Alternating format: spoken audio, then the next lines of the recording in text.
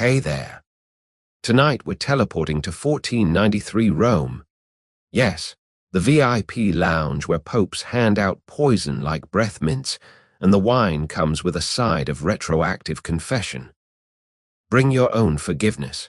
Refills are murder. Survival forecast: if you can handle spotty Wi-Fi and the occasional assassination subplot, you'll last a breezy 43 minutes. Most folks tap out the moment they realize the salad might file a lawsuit against their intestines. 1-star rating, and that star is already in witness protection. Enjoy my bedtime storytelling. Hit like and subscribe. No pressure, only the algorithm will cry itself to sleep if you don't. Tell me where you're tuning in from and what ungodly hour it is. Extra credit if you're in fuzzy socks and negotiating with a cat for blanket real estate. Dim those lights. Fire up the fan for that chic Vatican white noise, and let's tiptoe into a tale softer than a cardinal's slipper yet deadlier than his expense report. Rome's already warming the candle wax and fluffing the velvet. Try not to fall asleep before the poisoned almonds arrive.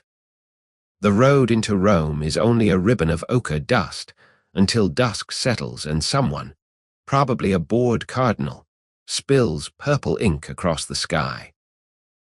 You feel the temperature drop 1 deliberate degree at a time, the way a courteous fever retreats. Somewhere ahead, bells practice their scales, never quite agreeing on the right note. Your horse, borrowed from a cousin who claims it's part unicorn on the mother's side, sighs like an old accordion and plods on. Every hoofbeat prints a temporary comma in the dirt, grammar for a sentence no one will finish. Smell arrives first, the way gossip always does: roasted goat, incense, damp wool, and the faint metallic tang of river water that's been used for everything short of a salad dressing. You breathe it in and discover your lungs have opinions. They file a complaint, then accept the terms. On the horizon, roofs the color of burnt biscotti jostle for space, each one trying to overhear its neighbor.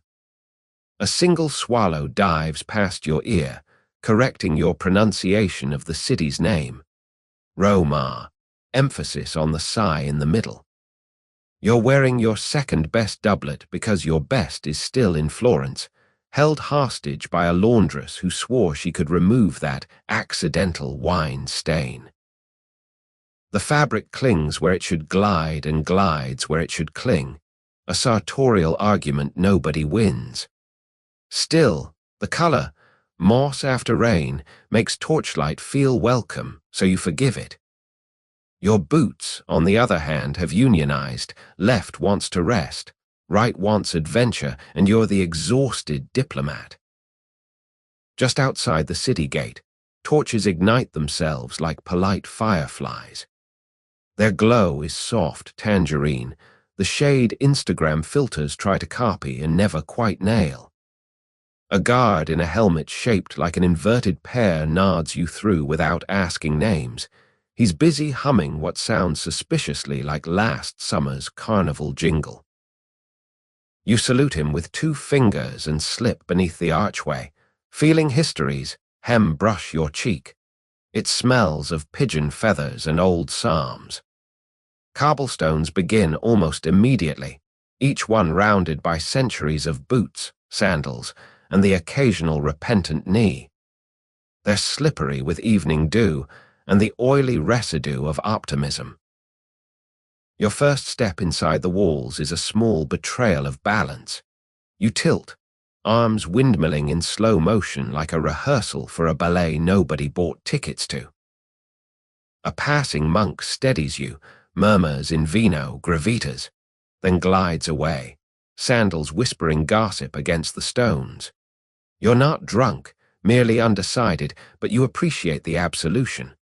Overhead, laundry lines sag between buildings like elderly jump ropes. Shirts, aprons, and one puzzling velvet curtain flap in lazy semaphore, probably warning the moon about you. Somewhere above them, a woman sings a lullaby to a cat, The cat sings back, off-key but committed.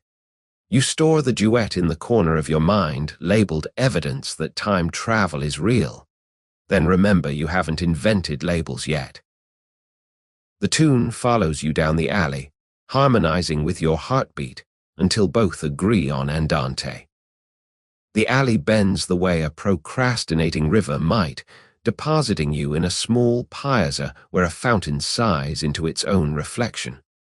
Water droplets catch torchlight, hold it for a nanosecond, then hand it off to the next traveler. You cup your palms, drink. The taste is penny, roses, and someone else's yesterday.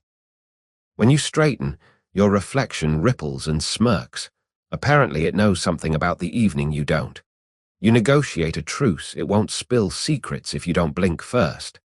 Behind you, footsteps arrive wearing soft leather and confidence. A voice, silk soaked in honey, and then dried in cynicism, asks whether you're lost or merely early. You turn and meet a boy. No, a man in a boy's costume, eyes older than the Kabul's. He introduces himself as officially unofficial guide to the nights His Holiness prefers not to document. His grin is a parenthesis around a secret. You hire him with a coin that still holds afternoon warmth. He bites it, more out of habit than doubt, then pockets it somewhere inside his sleeve.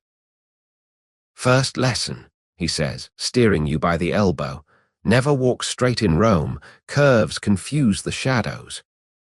You oblige, zigzagging until even your shadow gives up and hitches a ride on your heel. He chatters about the family Borgia the way gardeners talk about orchids, beautiful, useful, occasionally carnivorous. Every sentence ends with a shrug that implies lawsuits are optional. You nod, storing trivia like acorns, Cesare's favorite dessert, Lucrezia's preferred poison antidote, the Pope's habit of blessing wine before he bets on dice.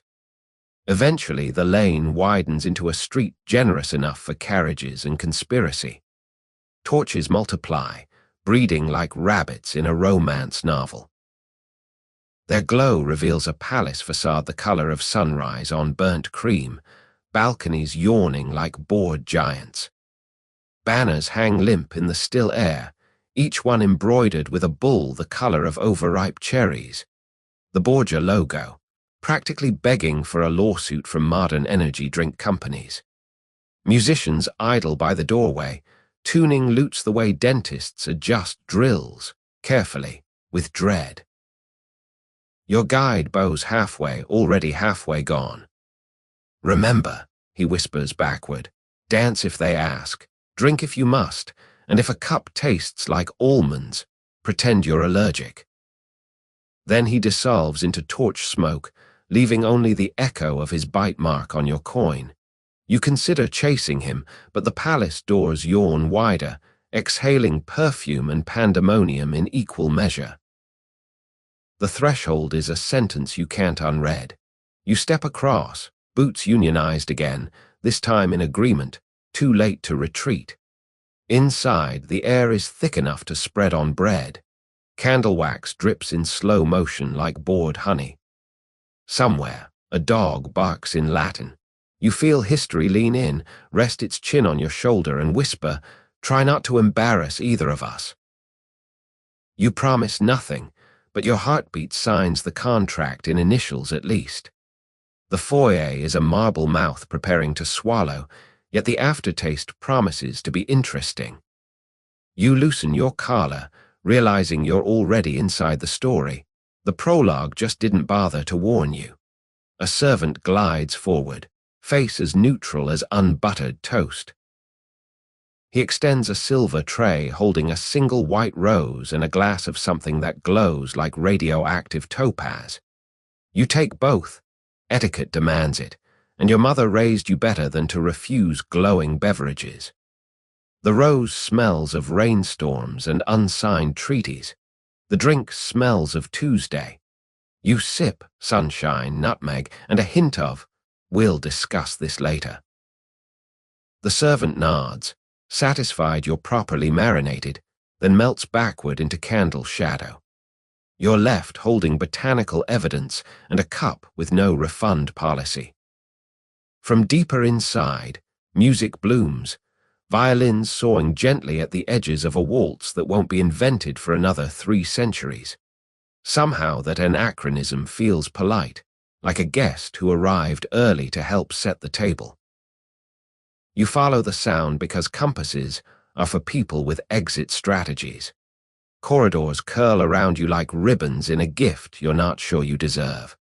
Every few steps, a tapestry winks, unicorns, martyrs, and one confused camel who seems to have wandered in from a different story entirely. You salute the camel. It looks away, embarrassed.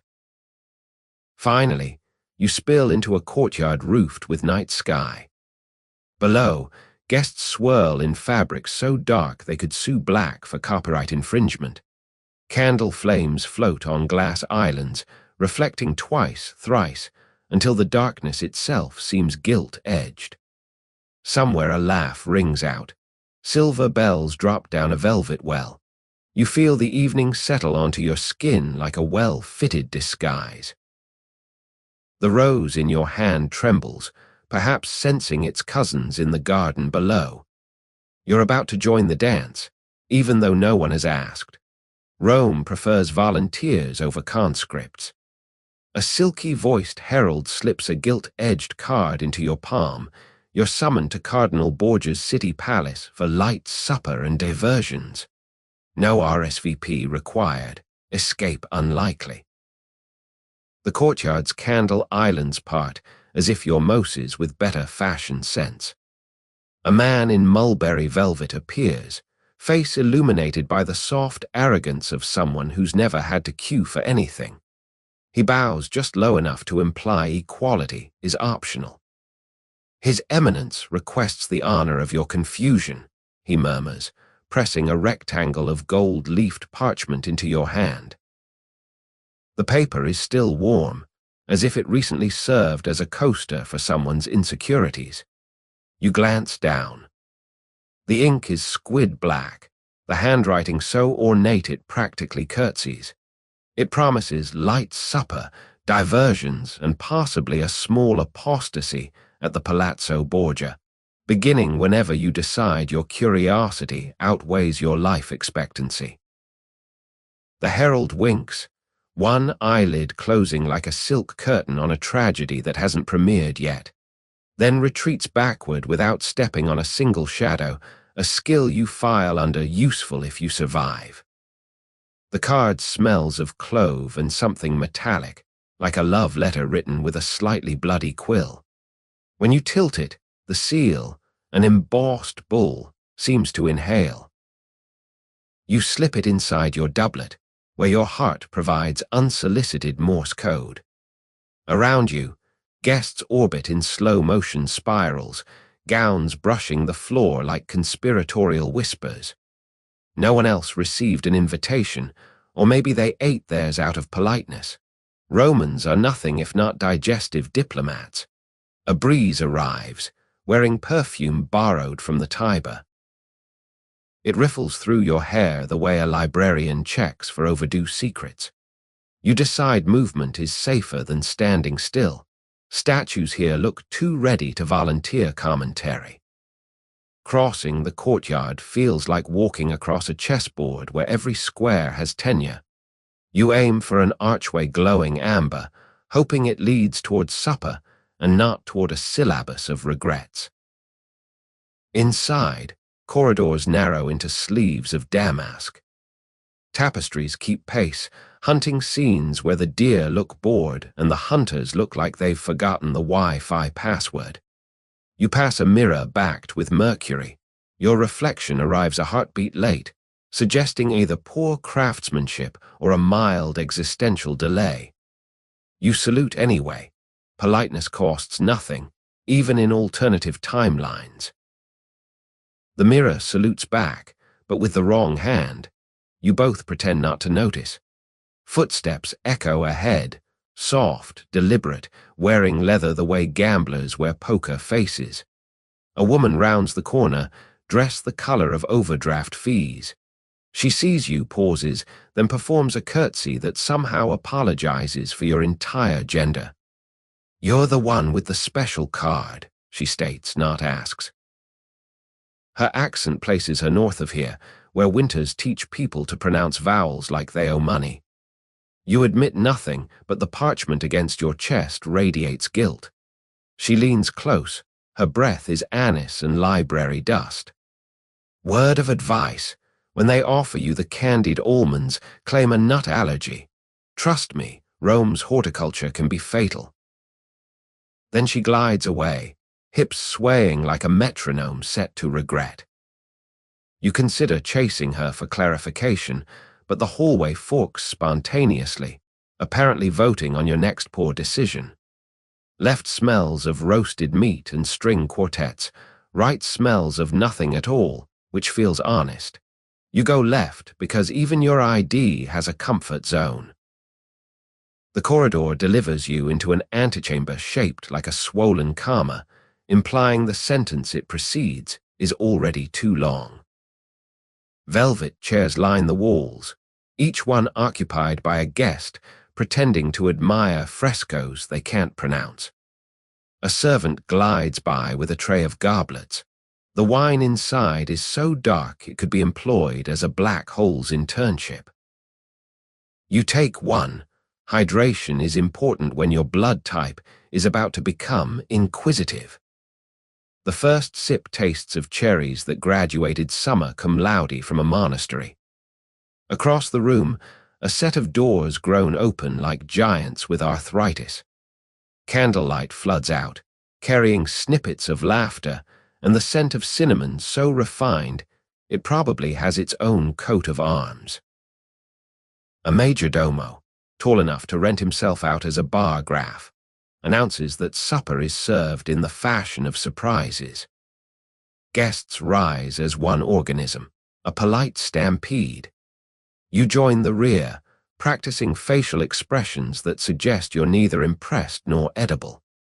The dining hall is a stomach turned inside out, gold leaf on the ceiling, gold leaf on the cutlery, gold leaf on the candied oranges, apparently Midas catered.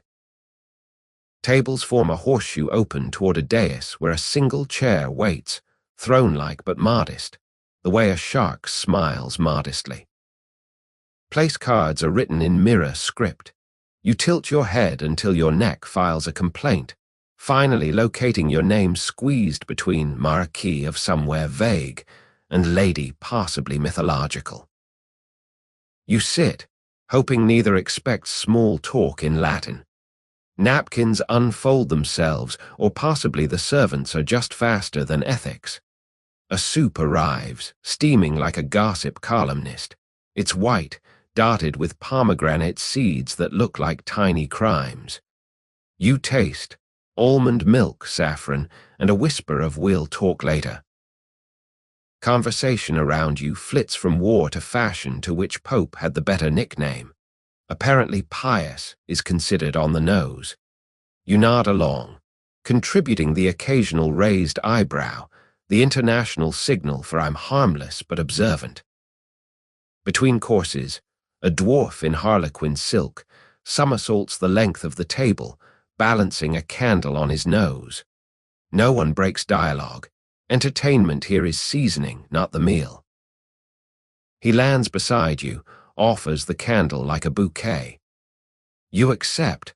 Wax drips onto your cuff, a small surrender to the evening's accounting. He whispers, "Save room for doubt," then cartwheels away, leaving only the scent of singed jasmine. You wonder if that counts as a palate cleanser. The main course is a whole sturgeon wearing a helmet of sugar.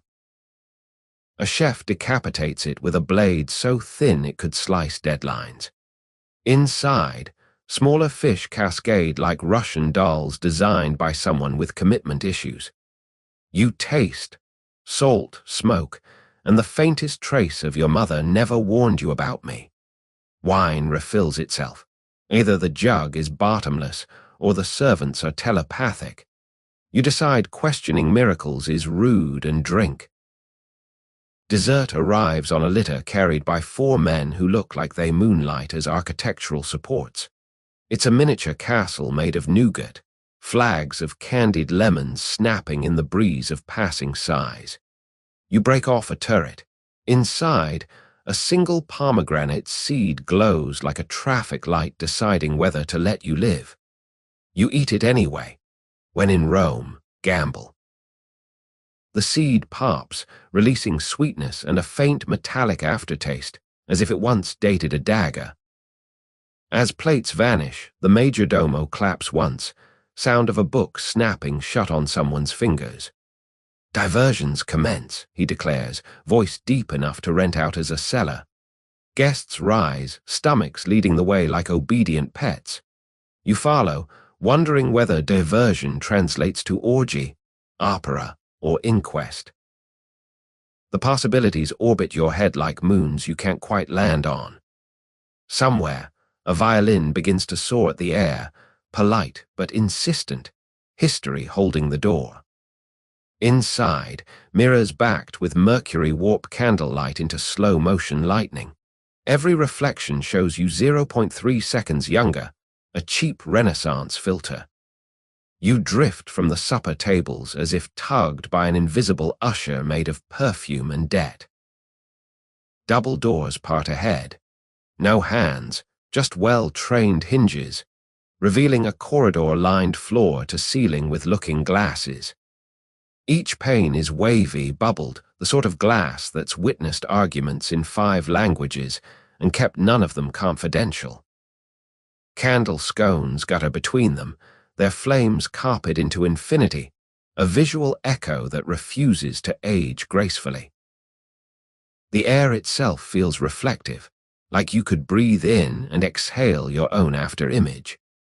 Your first step onto the marble sounds like someone cracking open a history book with a spine of questionable morals. The mirrors catch it, throw the sound back and forth until it becomes a round of applause for your own hesitation. You nod politely. Romans appreciate courtesy even from the temporally lost, and proceed. Immediately you notice the lag. Every reflection trails you by a heartbeat, a procession of views on a delay loop. The nearest one raises an eyebrow a fraction late, as if gossiping about your decisions behind your back, or in this case, slightly ahead of your front.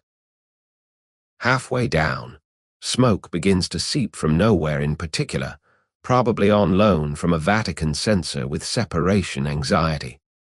It's scented with myrrh and something sweeter, maybe crushed violets, maybe yesterday's secrets.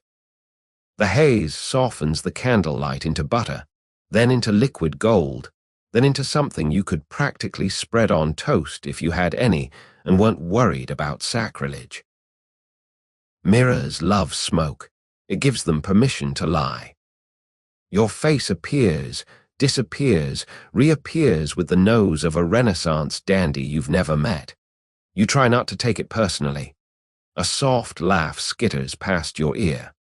You turn, no one, only your own reflections turning a fraction later, like a choir that's been paid to mock the conductor.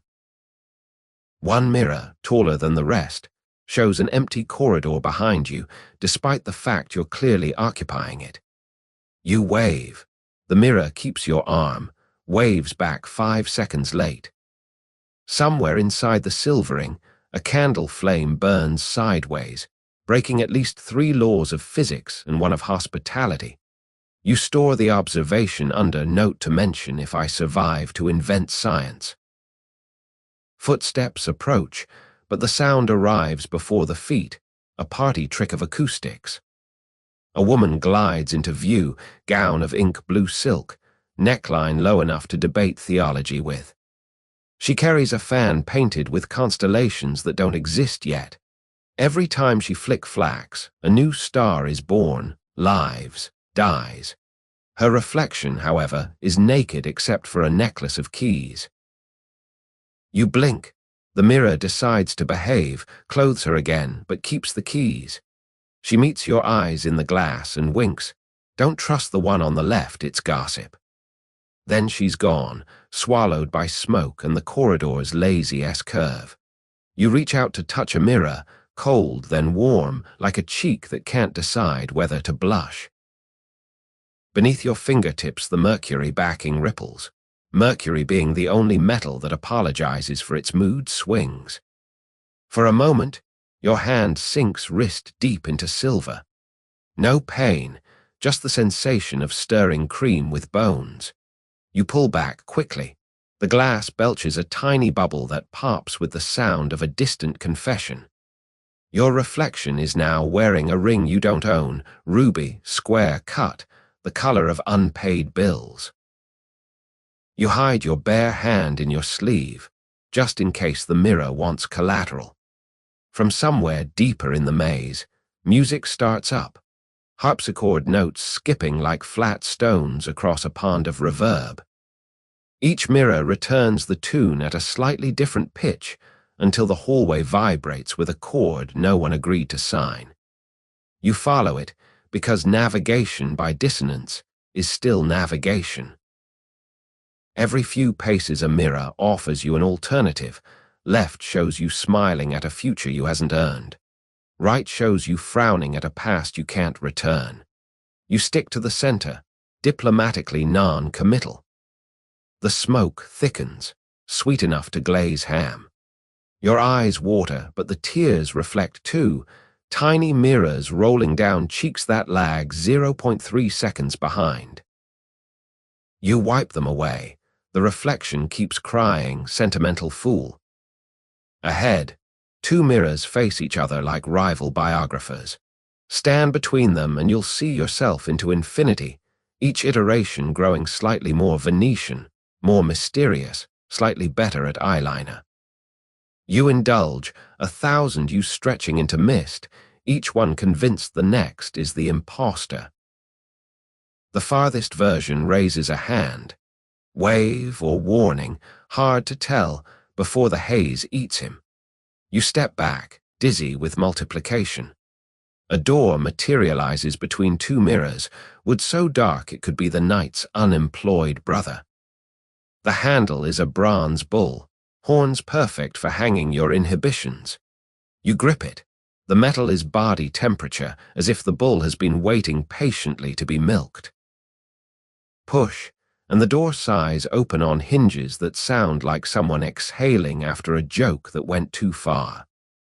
Beyond lies a chamber circular, mirrored ceiling and floor, so reflection sandwiches you in an endless social layer cake.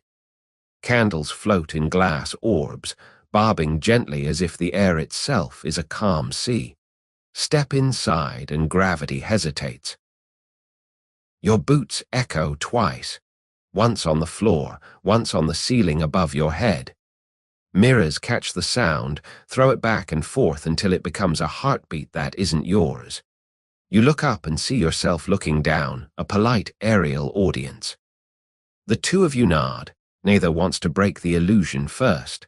Somewhere in the vertical distance, a third reflection, maybe fourth, waves a rose you discarded earlier. You wonder if etiquette demands you wave back, or if that counts as fraternizing with metaphors. From the corner of the circle, though corners are theoretical here, Cesare Borgia strolls into view, or rather several Cesares do, each mirror donating one. They move in perfect synchrony, then deliberately fall out of step, a Baroque boy band that can't decide on the tempo. The nearest Cesare smirks. Choose which one of us is real, 10 voices say in choral monotone. You point at the one whose collar is slightly rumpled, perfection being the surest forgery. He laughs, snaps fingers. All other Cesares freeze mid-breath, their reflections frosting over like windows in January. The chosen one steps forward, offers his arm. Wise, mirrors hate wrinkles. Together you cross the impassable room. Every step writes itself upside down on the ceiling in boot-black ink that drips upward, spelling sentences you hope no one will read aloud. He speaks softly. This house runs on refraction. Believe only the glints, never the glare. You nod. though you're fairly sure you're a glare. At the far side, another door appears. This time the handle is a serpent biting its own tail, our Arboros's doorknob, very on brand. Cesare gestures for you to open it. After you, age before beauty, and you're currently 0.3 seconds younger in there. You grip the warm bronze snake, twist, and step through before your reflection can file an appeal. Cesare enters in blackberry-colored satin, eyes calculating tip percentages on your soul. He greets you as cousin, already owning the copyright to your evening. The serpent doorknob releases you into a salon that thinks it's a thundercloud, walls the color of bruised plums, ceiling painted with faint lightning that flickers whenever someone blinks. Cesare is already there. No sound of arrival, just sudden centrality, the way a candle flame realizes it's the point of the room.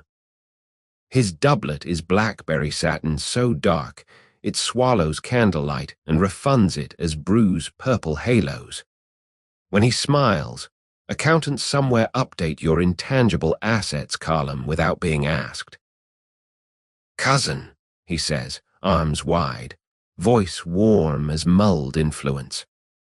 The word slides into your bloodstream like a VIP pass. You're fairly sure your family tree filed for bankruptcy long before Papal orchards grafted on, but you nod anyway. Genealogy is flexible here. He steps closer. His eyes perform a cost-benefit analysis of your pulse, find it acceptable collateral. Somewhere behind those pupils, a tiny abacus clicks one sole moderate wear might polish up nicely.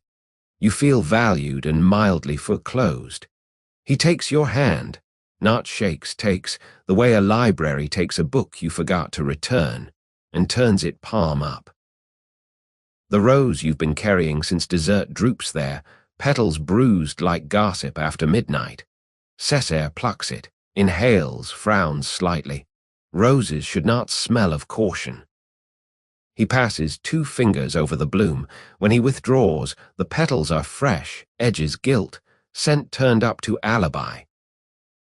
He tucks it back into your grasp, ownership restored, upgrade complete. You thank him. Gratitude feels safer than curiosity. Conversation begins before he speaks, a tilt of head, a half-lidded glance, and you understand inventory is being taken. "I adore suppers that end in metaphysics," he murmurs, steering you toward a window disguised as a tapestry. Outside, Rome glitters like coins someone spilled and decided not to pick up. "Tell me," he continues, "do you believe cities have arteries?" You hazard yes. He smiles, pleased you're educable. "Good. Tonight you'll feel Rome's pulse. Just mind the clotting." The metaphor winks. You file it under medical advice, possibly lethal. A servant appears. Possibly the same breed as earlier, possibly these corridors breed them in velvet drawers, offering a tray with 2 goblets. One is silver, one pewter. Both contain identical ruby liquid. Cesare gestures, choose. You remember the almond warning, hesitate. He laughs softly. "Fear not, cousin, poison is for guests of uncertain loyalty." I'm still auditing. To demonstrate, he sips from the pewter, then swaps them casually, drinks again. The gesture is so smooth the air needs a cigarette afterward. You accept the remaining cup, wine tastes of cherries that minored in theology. Music drifts in, courtesy of invisible lutanists hiding behind the thundercloud Dacre. Cesare conducts with 1 finger, miniature lightning following the motion like a well-trained pet. "My father," he says, meaning the Pope, believes entertainment should instruct or distract. I prefer both, seasoned with mild terror. He glances sideways to see if you're taking notes. You try to look absorbent, a sponge for scandal. Somewhere in the rafters, a dove coos, then thinks better of it. You wonder if birds have confessionals here, probably, and the penance is ornithological. He leads you along the room's perimeter, each step choreographed to avoid the rug's embroidered bulls, either superstition or respect, hard to invoice. Portraits of ancestors watch, eyes cut from obsidian chips. When Cesare passes, they seem to exhale, relieved the most volatile scion is someone else's problem tonight. He pauses beneath a depiction of Alexander VI, papal hand lifted in blessing or traffic control. Painted before his smile developed interest rates, Cesare observes. The quip feels treasonous, but the portrait doesn't argue. Even paint knows when to mind its own business. Near the far wall, a chessboard the size of a modest tax haven waits, pieces already mid-game. Cesare gestures, sit. You obey. Chairs here accept you like a resignation. White is me, he says, though both armies are carved from the same ebony. Color is negotiable. He moves a knight in a pattern that wasn't invented yet. The horse rears, neighs softly, settles. You counter with a pawn, feeling like a mortgage payment. The board hums, sensing stakes. Somewhere in the city, a prisoner feels unexplained hope, perhaps pieces proxy for real lives, postal service via witchcraft. Between moves, he lectures softly. Power is just choreography. Most people fall over their own feet. He demonstrates by sliding a bishop. Simultaneously, a distant cathedral bell tolls once off schedule. Coincidence files a request for overtime. You advance a rook. Cesare smiles as if it confirmed a rumor. Good. Aggression tempered by geometry. My favorite sin. A servant records the game in a ledger bound in leather the color of unpaid rents. You wonder who keeps score when the board finally tips. Probably the same clerk who logs last rites and overdue library books. Mid-game, he offers a confection, sugared violets that stain your fingers amethyst. Eat, he insists. They clarify the palate and cloud the conscience. Balance is everything. You chew. The petals dissolve into a sweetness that feels like forgiveness on layaway. Your queen suddenly seems exposed, diagonal paranoia. Cesare notices, sympathizes. Even royalty needs a bodyguard, preferably one who can keep secrets. He captures a knight with a pawn promoted from who knows what social mobility. The captured piece exhales, becomes a small iron coin you pocket when he's not looking, souvenir or supina, TBD. He leans back, studies you the way mapmakers study uncharted coastline, interested but prepared to blame the ocean. I require a favor, he says, voice lowered to library level. Tonight's entertainment lacks audience participation. You'll oblige. It's framed as invitation, priced like extortion. You nod, refusal feels like a career-limiting move for your soul. He smiles, teeth candle lit, slightly sharp, as if his dentist specialized in pointillism. Excellent. When the music stops, stand very still. Movement attracts conclusions. Advice or threat, the sentence buttons itself to your skin. The final phase of chess accelerates. Pieces reposition like gossip at confession. Cesare delivers checkmate by castling with a tower that wasn't on the board a minute ago. Architectural cheating. He tips your king gently, as if putting it to bed. Remember, cousin, every game ends twice, once on the board, once in the ledger. He stands, you follow, legs slightly behind schedule. Somewhere outside, fireworks begin, but muffled, as if the city is clearing its throat before announcing something regrettable. You imagine the Tiber catching sparks, river briefly believing it's a comet. Cesare offers his arm again, flesh, fabric, and the faint vibration of plans being drafted. Now, he says, let's find you a costume. One must dress for history or be dressed by it. You walk together toward a side door you hadn't noticed, probably because it was painted over with discretion. As it opens, a waft of rosewater and heated iron escapes, the perfume of impending makeover. You step across the threshold feeling like raw dough entering a very exclusive oven. Behind you, the chessboard resets itself, pieces whispering small metallic prayers that you'll survive to play again, preferably on the same side. Servants float platters of peacock, candied violets, and heron tongues on invisible currents of rosemary steam. Gravity politely asked to leave.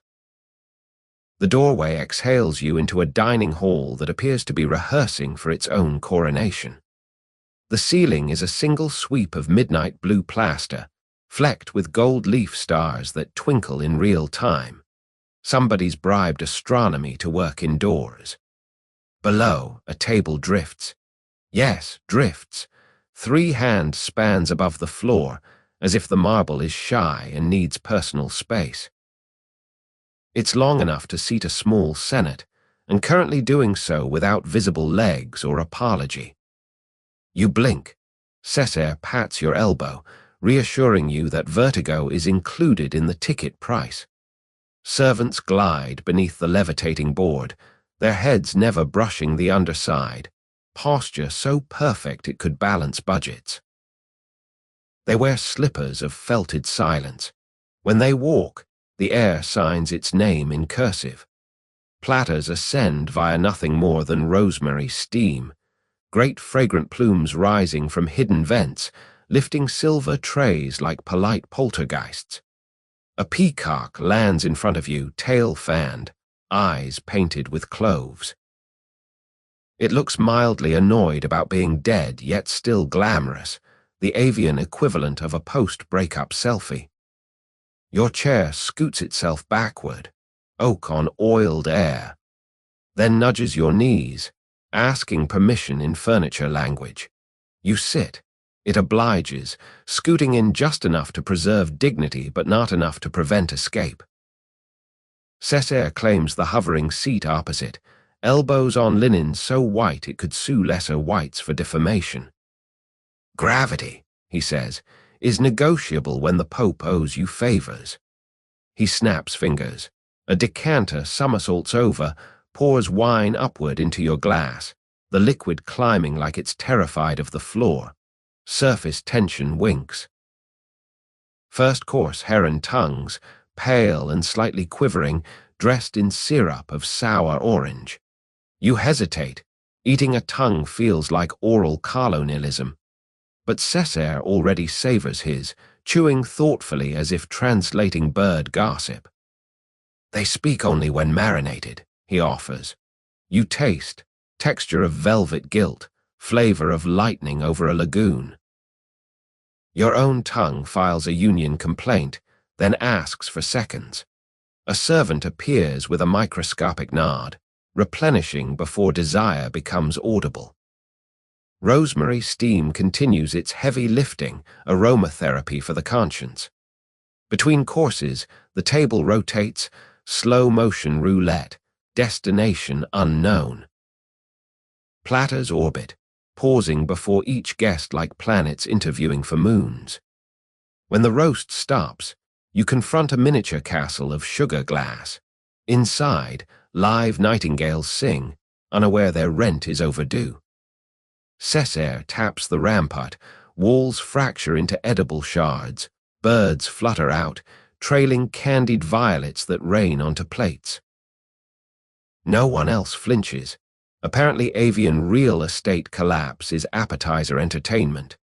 A lute somewhere strums the soundtrack to gentrified tragedy. Mid-banquet, the smoke thickens, flavored now with thyme and the faintest whiff of gunpowder, Rome's equivalent of seasoning salt. Dishes ascend and descend like stock prices at a gossip exchange. A side of beef wearing a tiny papal tiara parades by, borne on saffron clouds. Guests applaud politely. Even protein must observe rank. You clap, wondering if the cow had to pass theological exams. Cesare leans in. The Holy Father believes appetite should be instructive. Today, Khan Vale, farewell to meat, to reason, to small inhibitions. The levitating show pauses for intermezzo, a palate cleanser of frozen rose water served in eggshells painted with zodiac signs. You crack yours, Cancer, revealing sorbet the color of blushing secrets. It tastes like a love letter you were too cautious to send. Across the table, a cardinal sips Pisces, grimaces, mutters something about papal overreach. Apparently his ice is too fishy. Steam continues its invisible weightlifting, occasionally burping a plume shaped like the Borgia bull, branding the air before dissolving into polite applause. Main course arrives riding a single rosemary plume so concentrated it could file taxes, an entire boar, apple in mouth. Apple itself stuffed with truffles, truffles whispering stark tips. The beast hovers at eye level, rotating slowly for inspection like a very committed supermodel. A chef appears, seemingly walking on air, actually a glass step hidden in steam, carving thin slices that float down onto your plate assisted by nothing more than a respectful downward current. You taste woodland, autumn, and a minor note of your ethics called "they're running late." Cesare watches, amused. Meat without gravity sins less, he claims, theological innovation in real time. You nod, mouth full of forgiven boar. Side dishes orbit, artichoke hearts stuffed with gold leaf, literally eating money and lentils cooked in ink, the flavor of signing bad contracts. You sample both, trying to balance the budget on your tongue. Somewhere below, actual Romans tighten belts. Up here, belts hover uncertainly, unsure whether to cinch or surrender. Rosemary steam provides absolution in aerosol form. Dessert station levitates last, a cloud of spun sugar enclosing a carousel of marzipan horses that gallop in place, powered by warm brandy vapor. Each horse is painted with the face of a guest. You spot yours, nostrils flared, eyes wide, clearly startled by its own existence. Cesare's steed prances nearest the center, mane braided with tiny keys. Symbolic, he notes, or merely diabetic, hard to tell. You break off your mount's leg, it bleeds raspberry coulis, sweet and slightly accusatory. The sugar cloud pops, gentle thunder, raining glitter that tastes of anise. As coffee arrives, beans roasted over rosemary coals, obviously. The table descends, remembering gravity like an afterthought. Chairs settle, guests' feet touch ground, reality filing a late report. You expect pins and needles in your legs, but instead feel curiously weightless, as if the meal loaned you its anti-gravity on installment. Cesare stands, taps glass with a ring shaped like a tiny fortress. To digestion, he toasts, and to the invisible hands that lift both platters and reputations. Glasses rise. You clink, careful not to chip the crystal or your alibi. Servants glide in with finger bowls of warm water scented with lemon myrrh. Even washing your hands feels like laundering evidence. Napkins unfold themselves into origami doves and flutter toward the ceiling, only to dissolve into rosemary steam, appetizers for the air itself. You dry your fingers on thin air, evaporation volunteers. Somewhere behind, musicians strike up a pavane so slow it could be filed under geological activity. Guests pair off, drifting toward a dance floor that hasn't appeared yet, trusting architecture to catch up. Cesare offers his arm again. Time to walk it off, preferably into legend. You sip a Chianti that tastes of cherries, church incense, and someone else's alibi. Scholars still debate whether the vintage was 1487 or just Tuesday. The table, now earthbound and slightly shy about it, dissolves behind you as Cesare steers you through an archway veiled in more rosemary steam. You emerge onto a loggia that pretends it's a balcony, but feels like a private planet. Rome spreads below, a scatter of candle coins someone lost between sofa cushions of darkness. Overhead, the moon lounges in a hammock of cloud, looking overworked. Cesare accepts 2 fresh goblets from a footman who might be levitating an inch. Hard to tell in this gravity-optional palace. He hands you the left cup. Silver warms instantly against your palm. Rubino di Chiesa, he names it, church ruby, as though communion needed a rebellious cousin. The wine glugs thick, almost syrupy, the color of a cardinal's apology. You swirl, legs form, run slowly, like gossip late to mass. First sniff, cherries that minored in existential doubt, a puff of frankincense that once dated a thurible, and something metallic, perhaps the keys to a city that was never asked if it wanted locking. First sip, velvet arson across the tongue, heat blooming like you've swallowed a small cathedral during sermon. Cesare watches your face the way astronomers watch comets, hoping for portents, prepared for disappointment. Notes, he asks, playful. You mumble something about iron hymnals Tuesday. He nods approval. Tuesday is correct. The vintage changes depending on the drinker's most recent confession. Convenient for bookkeeping. You nearly choke on metaphor. Wine slides down anyway, already editing your memories. Somewhere in the city, a bell tolls 13, an hour that exists only inside Borgia budgets. You feel it resonate in the cup, a liquid tax assessment. A breeze arrives, wearing the Tiber's cologne, river mud, copper coins, and the faintest reminder of yesterday's executions. It riffles the surface of your wine, drawing a shape like the Borgia bull, then smoothing it away before you can charge admission. Cesare leans elbows on balustrade, gaze measuring Rome as if pricing it by the pound. Wine is the only republic left, he muses.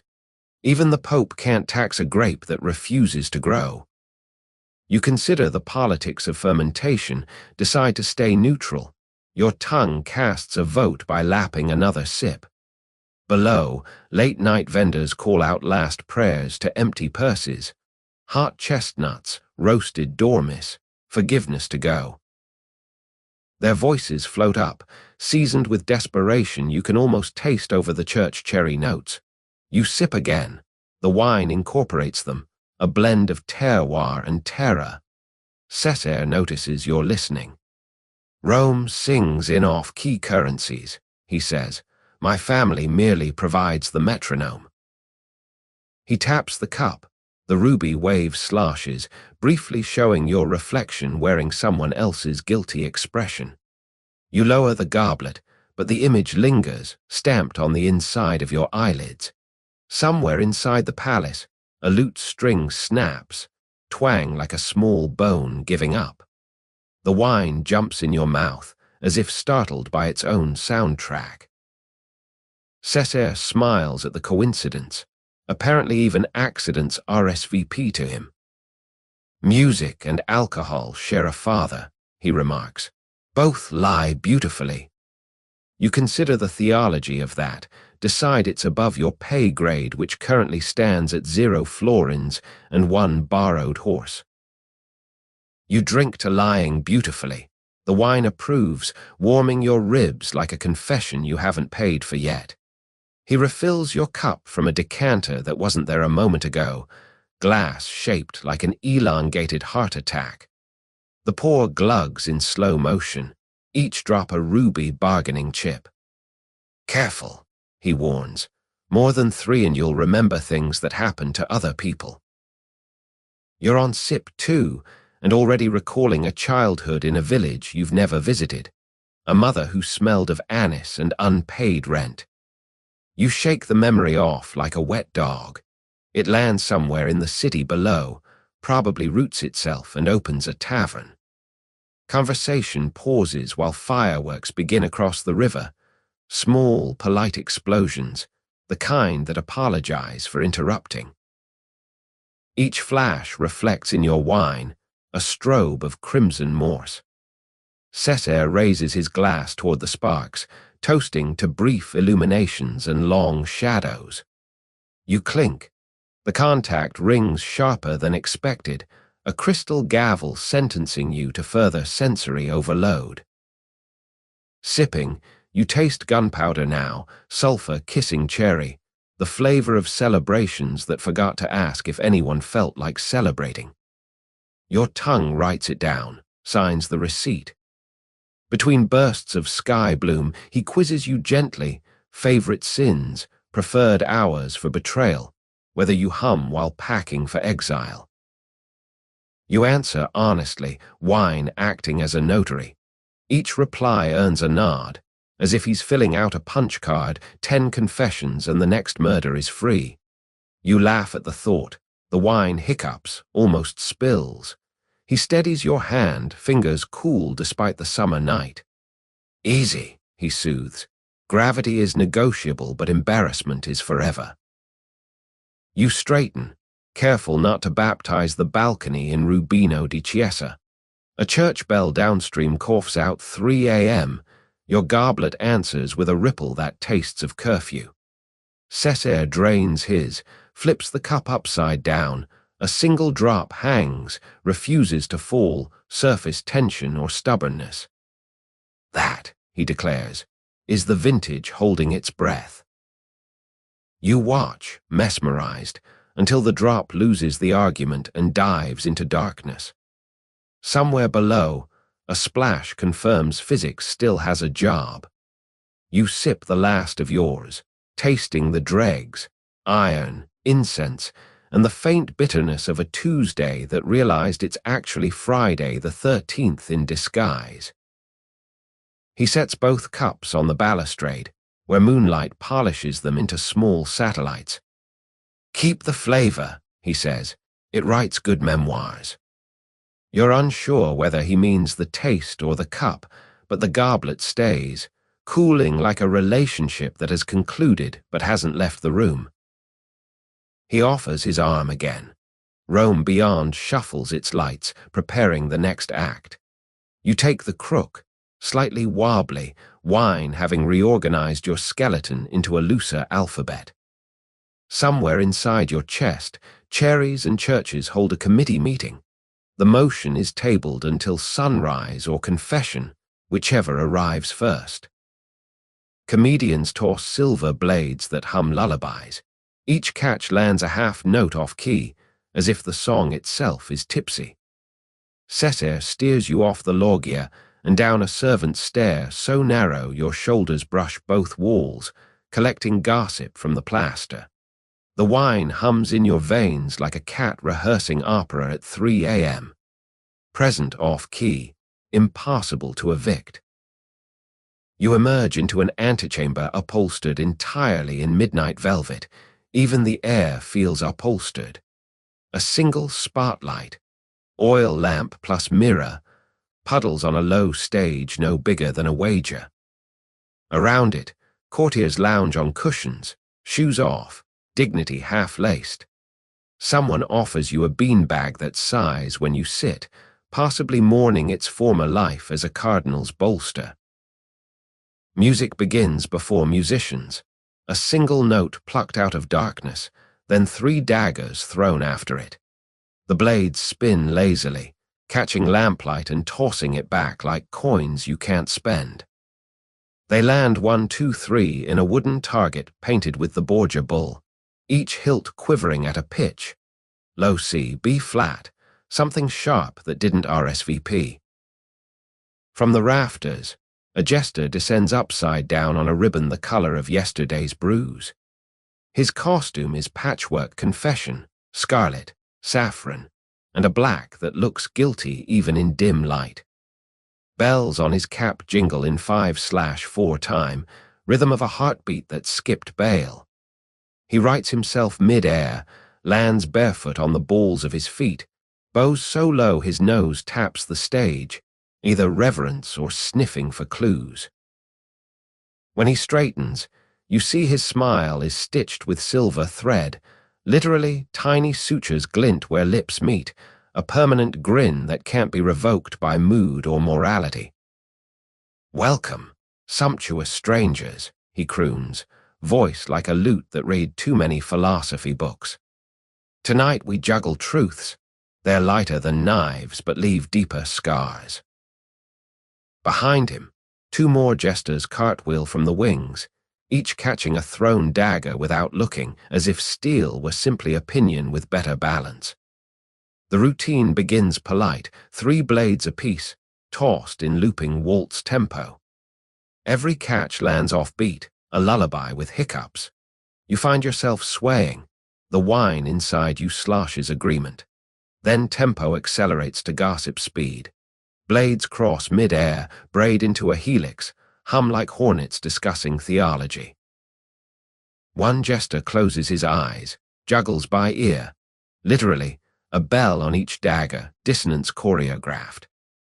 Another eats an apple between throws, cores it with a blade while still airborne, spits pips that ping off the target like small, wet bullets. The audience coos. Power always enjoys being told it's funny. Cesare, seated cross-legged beside you, murmurs commentary. Note the steel, Venetian, alloyed with choir boy treble. You nod as if you taste metallurgy regularly. A dagger strays, embedding in the cushion between you and a duchess. The hilt vibrates, singing a lullaby in Lombard dialect. The duchess laughs, plucks it free, hands it back hilt first, etiquette even at murder's edge. The jester bows, apologizes for the plot twist, and gifts her the apple core pressed into a rose. She tucks it into her décolletage, where it probably puts down roots. Now the comedy darkens, like Rome ever lightens. A jester produces a blade painted white, edge allegedly dulled for safety, though the way it catches light argues otherwise. He asks for a volunteer. The room collectively holds its breath, passes it hand to hand like a hot coin. Cesare nudges you forward. "Celebrity cameo," he whispers. "Refusal is rated R." You stand, knees negotiating with wine. On stage, the jester spins you by the shoulders, blindfolds you with a strip of priest black silk, positions the white dagger against your throat, cool, friendly, like metal considering adoption. "Hold very still," he advises, then removes the blindfold so the audience can see your eyes. Applause, part sympathy, part bloodlust. He steps back, hurls the dagger straight at you. Time stretches like cheap confession. You note the handle is wrapped in rose-colored thread, wonder if that will match the exit wound. At the last heartbeat, the blade veers, snatched mid-flight by the second jester who wasn't there a blink ago. The catch lands a half-note flat. The room exhales, finds religion, misplaces it again. You're handed the dagger as souvenir. It hums a lullaby you can't quite forget, like a jingle for a product that never existed. Finale, all 9 daggers airborne, forming a shimmering cat's cradle. The jesters climb it, barefoot on flying steel. Each rung a note in an arpeggio of potential manslaughter. At the apex, they link arms, bow, and let the whole lattice collapse downward. Blades plant in perfect pentagram around them, humming a chord that resolves into silence so complete you hear candlewicks gulp. The audience erupts. Coins fly, land point first in the wood, forming a metallic halo. Cesare flicks a ruby that arcs, embeds beside the rest. Royal rating, 5 stars, would risk again. They take their bows, lips stitched into smiles that must ache by dawn. You clap until palms tingle. Adrenaline sharpens the wine's leftover haze into stained glass. Cesare leans close. Comedy is merely tragedy that remembered to practice. You pocket the white dagger. It fits against the earlier coin, forming a small armory in your sleeve. Somewhere in the rafters, a dove coos approval or warning, hard to translate from bird. The jesters cartwheel out, bells fading like conscience on holiday. Around you, conversation resumes, slightly breathless, as if everyone checked their pulse and found it overdrawn. Cushions rearrange themselves into a conversational semicircle. Clearly the next act is you. Cesare whispers when asked, laugh last. Audiences hate being out-joked. You nod, still tasting metal and lullabies. A servant appears with a tray of sugared almonds. You recall the woman's warning, claim allergy in 3 languages. Cesare smiles, eats yours himself. Apparently immunity is hereditary. The spotlight dims, ready for its close-up, and you realize the knives were only tuning the room for sharper entertainment yet to come. Somewhere inside your chest, the daggers keep humming a half note off, lulling the softer parts of you towards sleep, or at least toward a dream with better reflexes. One chair stays empty, goblet refilling itself. Rumor says the prior occupant now fertilizes the orange trees, yet the napkin keeps dabbing invisible lips. The jesters cartwheel their final bow, and the room exhales, a collective sigh that smells of sugared almonds and mild trauma. Cushions shuffle back into polite rows. Somewhere a candle relights itself, apparently dissatisfied with the darkness. Cesare rises, offers you his hand like a bookmark for the moment, and steers you toward an adjoining salon where dessert has already begun without asking permission. The doorway is framed in ivy sculpted from spun sugar, edible architecture, because why merely enter a room when you could also snack on it? Inside, the air is thick enough to butter bread. A single long table gleams under a chandelier of glass grapes, each orb glowing with captive candle fire. Chairs are occupied by guests still laughing too loudly at jokes that left the building minutes ago. Yet one seat remains conspicuously vacant, high-backed, velvet the color of overripe plums, place setting pristine except for a goblet that refills itself in real time. Wine climbs the silver like a blush rising to confession. Napkin folded into a swan dabs at nothing, then settles again, as if the absent diner is simply between breaths. Cesare notices your stare. "Don't mind Alfonso," he murmurs, voice low enough to crawl under carpets. "He stepped out for fresh air and found fresher company." The sentence lands like a dropped glove. No one picks it up. You sit where indicated, between a countess who smells of powdered starlight and a bishop who smells of nothing at all, possibly out of professional habit. The countess leans in. "They say Alfonso's in the orangery now, pushing up daisies. Well, citrus blossoms. Same difference." She giggles, a sound like crystal being tickled. The self-pouring goblet glugs, stops, glugs again, heartbeat of someone who hasn't noticed they're dead. You watch wine level rise, fall, rise, as if the cup is practicing deep breathing. A servant glides by, refills other glasses from a jug that looks suspiciously identical to Alfonso's perpetual one. You wonder whether the wine is circulating through plumbing you don't want to diagram. Cesare raises his own cup in salute toward the empty chair. "To absent friends, may they fertilize tastier futures." The table echoes, "Absent friends," like polite thunder. Conversation resumes, slightly off-key. A marquess speculates Alfonso eloped with a lute player. His wife counters that the lute player eloped with the lute. Fewer strings attached. Someone mentions creditors. Someone else mentions the Tiber. Everyone sips to rinse the thought. Meanwhile, the napkin swan keeps dipping its beak into vacant space, dabbing phantom lips, folding itself again with origami precision. You swear it's moving in 3/4 time, a waltz for one. The bishop notes your fascination and whispers, Linen retains habits of the last user, especially if the user was interrupted. He crosses himself, more bookkeeping than piety. Between courses of sugared violets and candied anise, you excuse yourself, curiosity filing for bathroom break but heading elsewhere.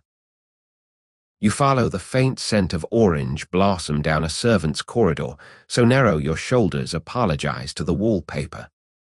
The passage spills into a moonlit cloister wrapped around a courtyard of potted citrus trees. Night blooms exhale perfume like gossip trying to stay awake. At the far end, a single sapling glows under lamplight, leaves suspiciously lush for Rome's chalky soil. Beside it, fresh-turned earth, shovel propped like a question mark no one's brave enough to answer. You crouch, peer closer. The soil is dark, almost black, and smells of iron and recent apologies. A fallen petal rests atop, white, bruised at the edges like a bedsheet after bad dreams. Somewhere in the palace, a clock strikes the half. The petal trembles as if remembering a name. Footsteps behind you, soft, deliberate. Cesare appears, candle in hand, face half-shadowed. Curiosity, he says, is the only guest who never RSVPs but always arrives. He nudges the earth with his boot, a faint clink, metal on ceramic or bone en route, hard to invoice. Alfonso was enthusiastic, Cesare continues, voice the texture of velvet soaked in rainwater. Enthusiasm is best enjoyed in moderation, like politics or mercury. You're unsure whether that's confession or advertising. He places the candle at the base of the tree. Shadows retreat, revealing a small brass plaque hammered into the bark. AB, fertilizer of friends. The letters are fresh, edges sharp enough to cut nostalgia. You exhale. The flame tilts, almost bows. Somewhere overhead, an orange swells, ripening in fast forward, as if time itself is impatient for the harvest of secrets. Back in the salon, no one mentions the missing guest again. Rome prefers its scandals composted quickly. The self-filling goblet has slowed to a polite sip per stanza of conversation, as if metering out the last of Alfonso's social stamina. The napkin swan finally rests, beak tucked under wing, resigned to widowhood. Dessert ends with a parade of flaming ice creams, cold fire that tastes of vanilla and plausible deniability. You taste, not approval, feel the flavor melt into evidence. Cesare watches, amused. Digestion, he reminds the table, is merely evidence changing uniforms. When the final candle gutters, the empty chair is quietly removed by servants who move like stager hands between scenes. No one gasps. Furniture here is temporary, people more so. You glance at the goblet, now dry, silver clouded as if mourning its own redundancy. A final drop clings, trembles, falls. Somewhere in the orangery, a leaf unfurls, greener than money. You pocket the napkin swan when no one's looking. Linen deserves a second act. Cesare offers his arm again, whispering, history forgets the names but remembers the compost. You walk back into candlelight, carrying the faint scent of citrus and the certainty that every banquet leaves something behind. Sometimes a memory, sometimes a tree. Courtesans whirl, eyelids brushed with lapis so pure it could calm storms. Their bare feet whisper conspiracy on the chill terracotta floor. Cesare guides you through a final arch of sugar ivy, half melted now, sticky as gossip, and into a ballroom that forgot to ask gravity's permission. The ceiling is a single piece of midnight silk, stretched so tight the stars seem embossed. Below, the terracotta tiles breathe cold up your ankles, a welcome contract to the wine still smoldering in your ribs. Music arrives before musicians. A viola da gamba sighs, then a theorbo plucks a heartbeat you didn't know you'd misplaced. Couples orbit slowly, gowns flaring like opening hand fans, candlelight banking off jewelry sharp enough to file briefs. The women, some professionals, some merely professional at being noticed, wear eyes painted the color of deep ocean postage stamps. Lappies ground so fine it could apologize to the mountain. When they blink, storms calm or possibly start somewhere offshore. One dancer catches your stare, her eyelids lower like theater curtains at final bow, then lift again on a brand new act. She smiles with only half her mouth, the other half saved for later, perhaps higher bidder. Cesare murmurs, "Notice the ankles. Rome's real Senate meets just above them." You look. Ankles indeed vote on tempo, abstain, filibuster. A hand, yours, but on lease, accepts a partner you've never met. She introduces herself as Signora Nebula, currently between husbands and time zones. Her gown is ink silk, absorbs light so completely she might be a walking tax break. When she turns, the fabric releases captive constellations, little silver threads blinking like stars on strike. Beneath, her feet are bare, soles stained terracotta red, as if the floor has been kissing evidence onto skin. Each step whispers sh, sh, sh, the sound of secrets being slid under doors. You follow because rhythm is a polite form of kidnapping. The dance is a pavane slowed to lullaby speed. Step, pause, courtesy, pause. Plenty of room for conversation between heartbeats. She asks where you're from. You say tomorrow, because accuracy feels overrated. She laughs, a sound like silk realizing it's been ripped and deciding to enjoy the breeze. "Good," she says. "I prefer partners who haven't arrived yet. Less baggage." Her lashes are powdered with crushed sapphires. When she looks sideways, you feel the color deposit itself onto your conscience, a jewel you'll worry about declaring at customs later. Around you, other couples glide in similar orbits, each a pocket universe of negotiation. A cardinal dances with a courtesan. His ringed hand hovers millimeters from her waist, close enough for absolution, far enough for headlines. She counts beats on his shoulder with a fingertip, Morse code that probably voids warranties. Nearby, two ambassadors mirror each other so precisely their shadows file a merger. The floor accepts every footfall, stores them like cookies, probably sells the data to fresco painters overnight. You imagine tomorrow's walls wearing tonight's footsteps as decorative borders. Your partner spins you, unexpected, but you comply, wine still buffering your sense of balance. During the revolution, you spot Cesare leaning against a pillar, arms folded in amused ownership. He raises one eyebrow, a question, a rating, a small invoice. You attempt to grin. It arrives lopsided but spends anyway. Signora Nebula catches the exchange, laughs again.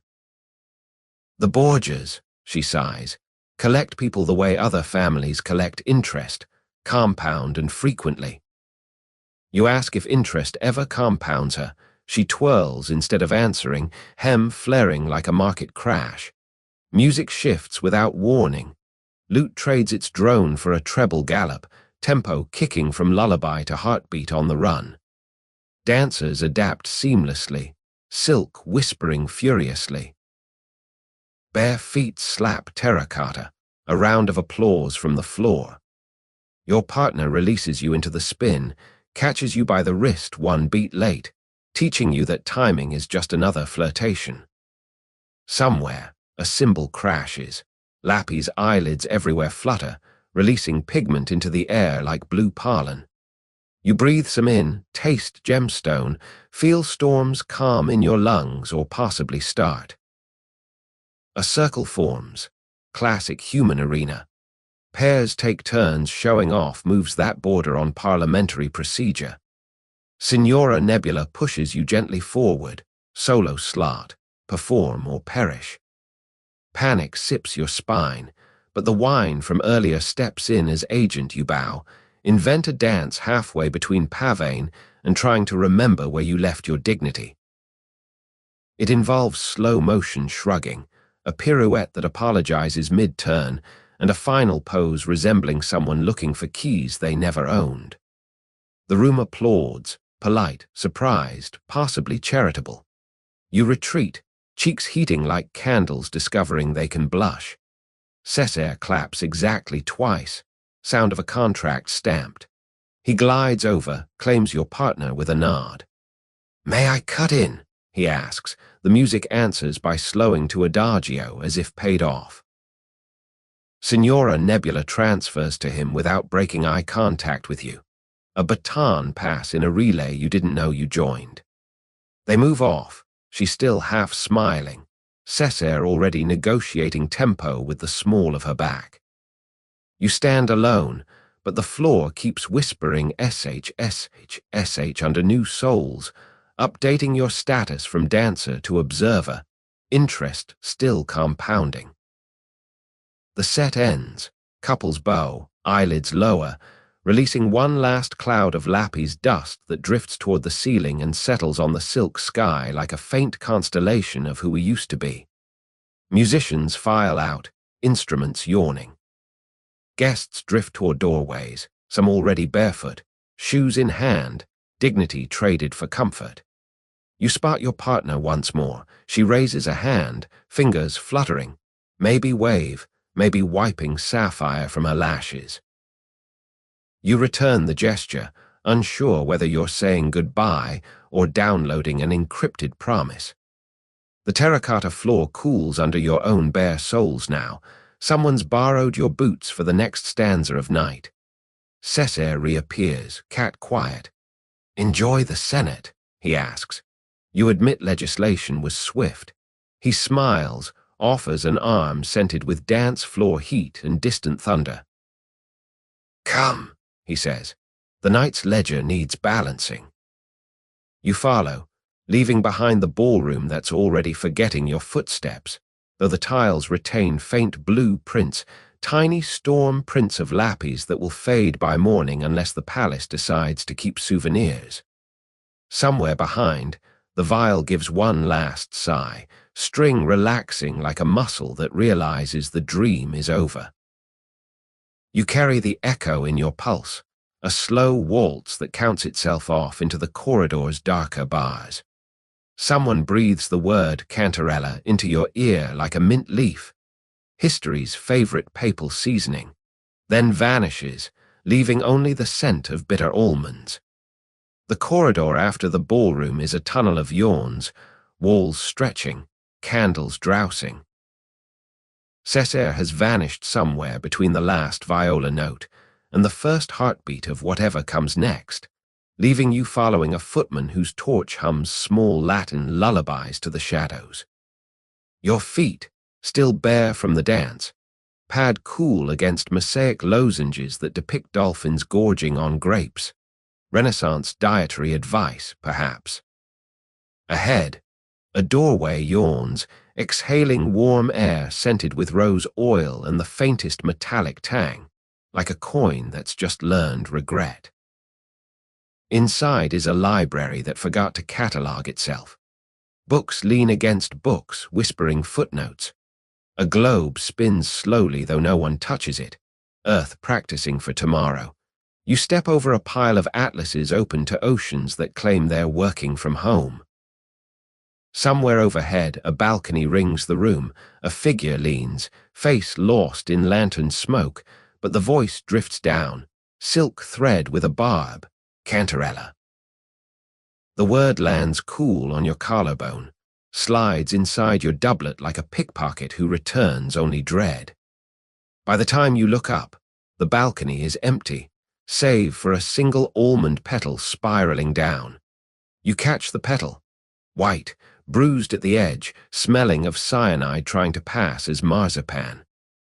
Bitter almond, the scent Rome attributes to sudden endings dressed as natural causes. Somewhere in the city a bell coughs once, as if practicing for later. You pocket the petal because evidence is easier to carry than conclusions. Footsteps pad behind. You turn. Find only a candle leaning askew in its sconce, wax dripping in slow motion exclamation marks. The word repeats itself in your head, syllables clicking like small bones fitting together. Cantarella, poetry with a bardi count.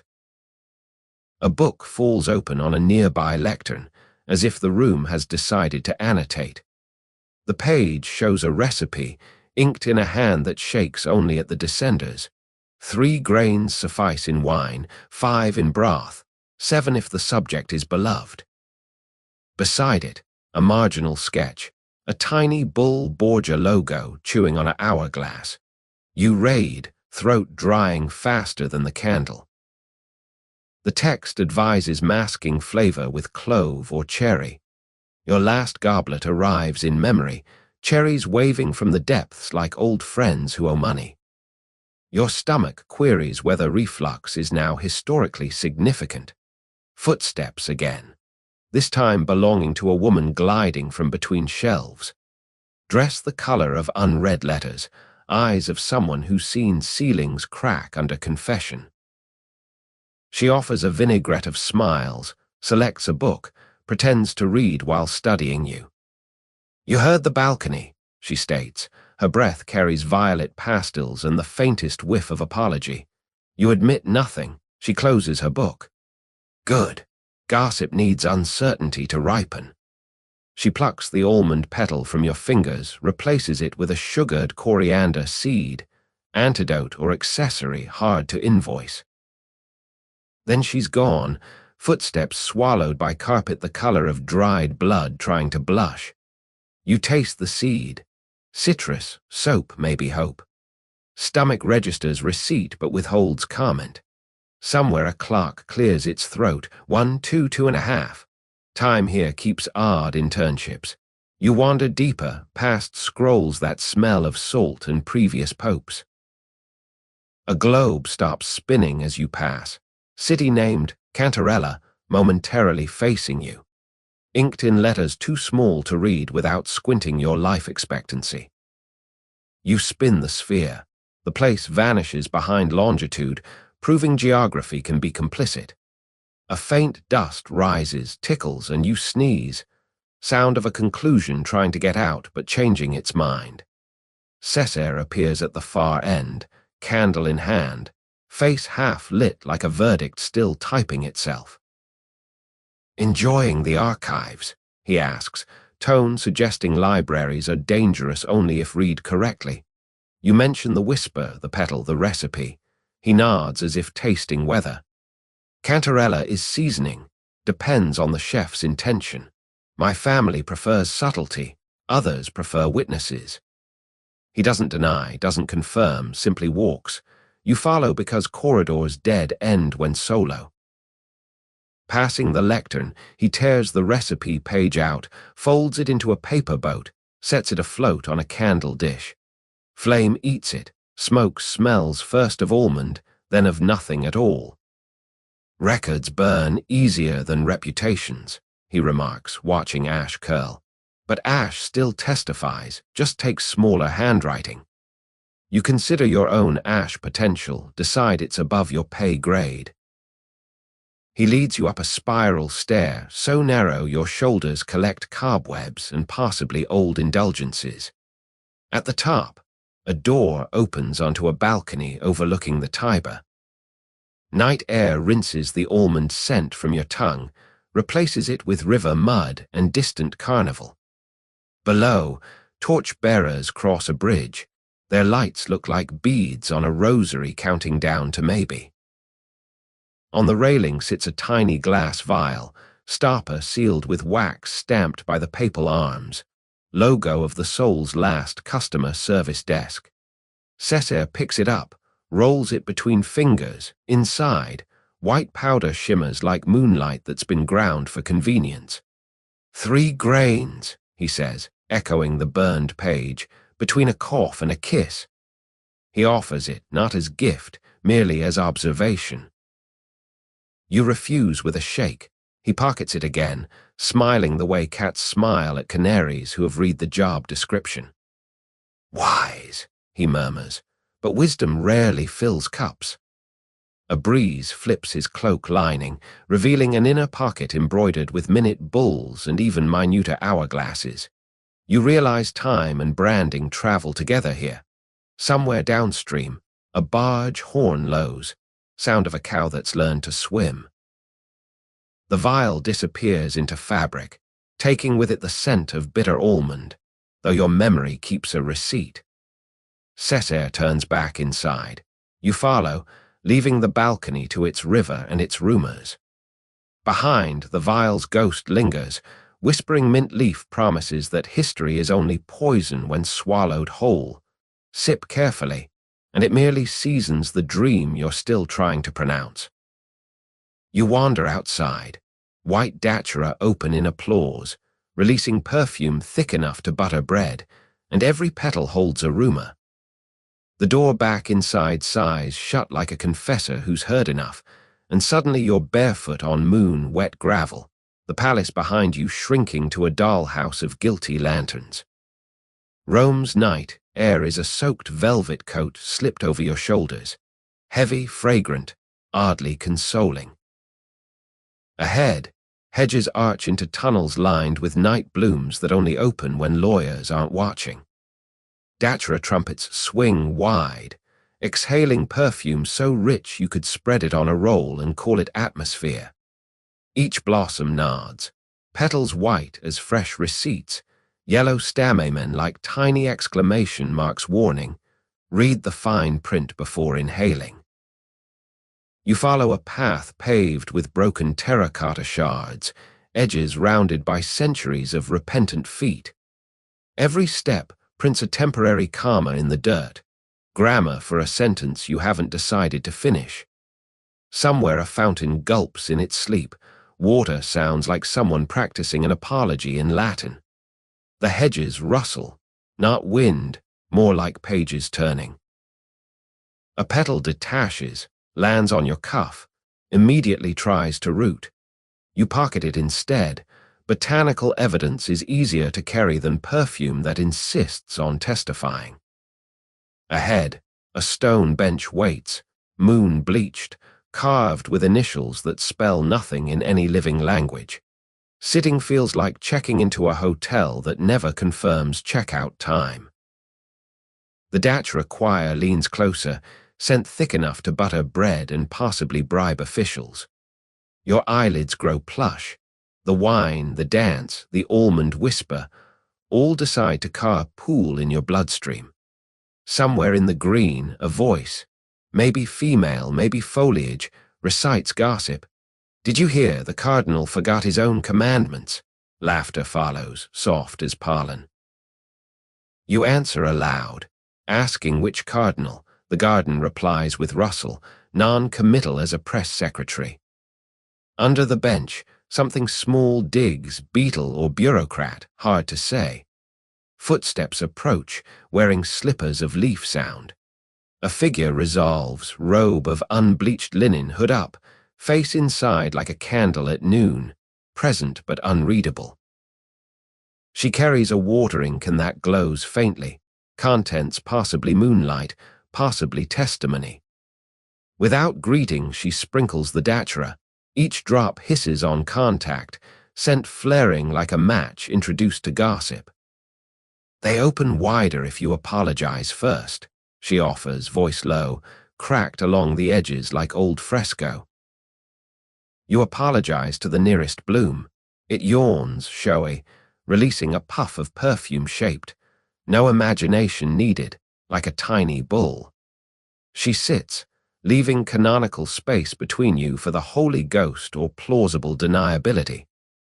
Gardeners here specialize in night evidence, she says. What blooms after dark rarely survives sunrise. You ask if that includes people. She shrugs, a motion that travels the length of her robe like a slow invoice. From her sleeve she withdraws a tiny pair of silver shears, snips a datura seed pod, offers it. Plant it where you need forgetting. You accept. The pod is warm, as if incubating amnesia. She warns, water with guilt, never with confession. Too much salt.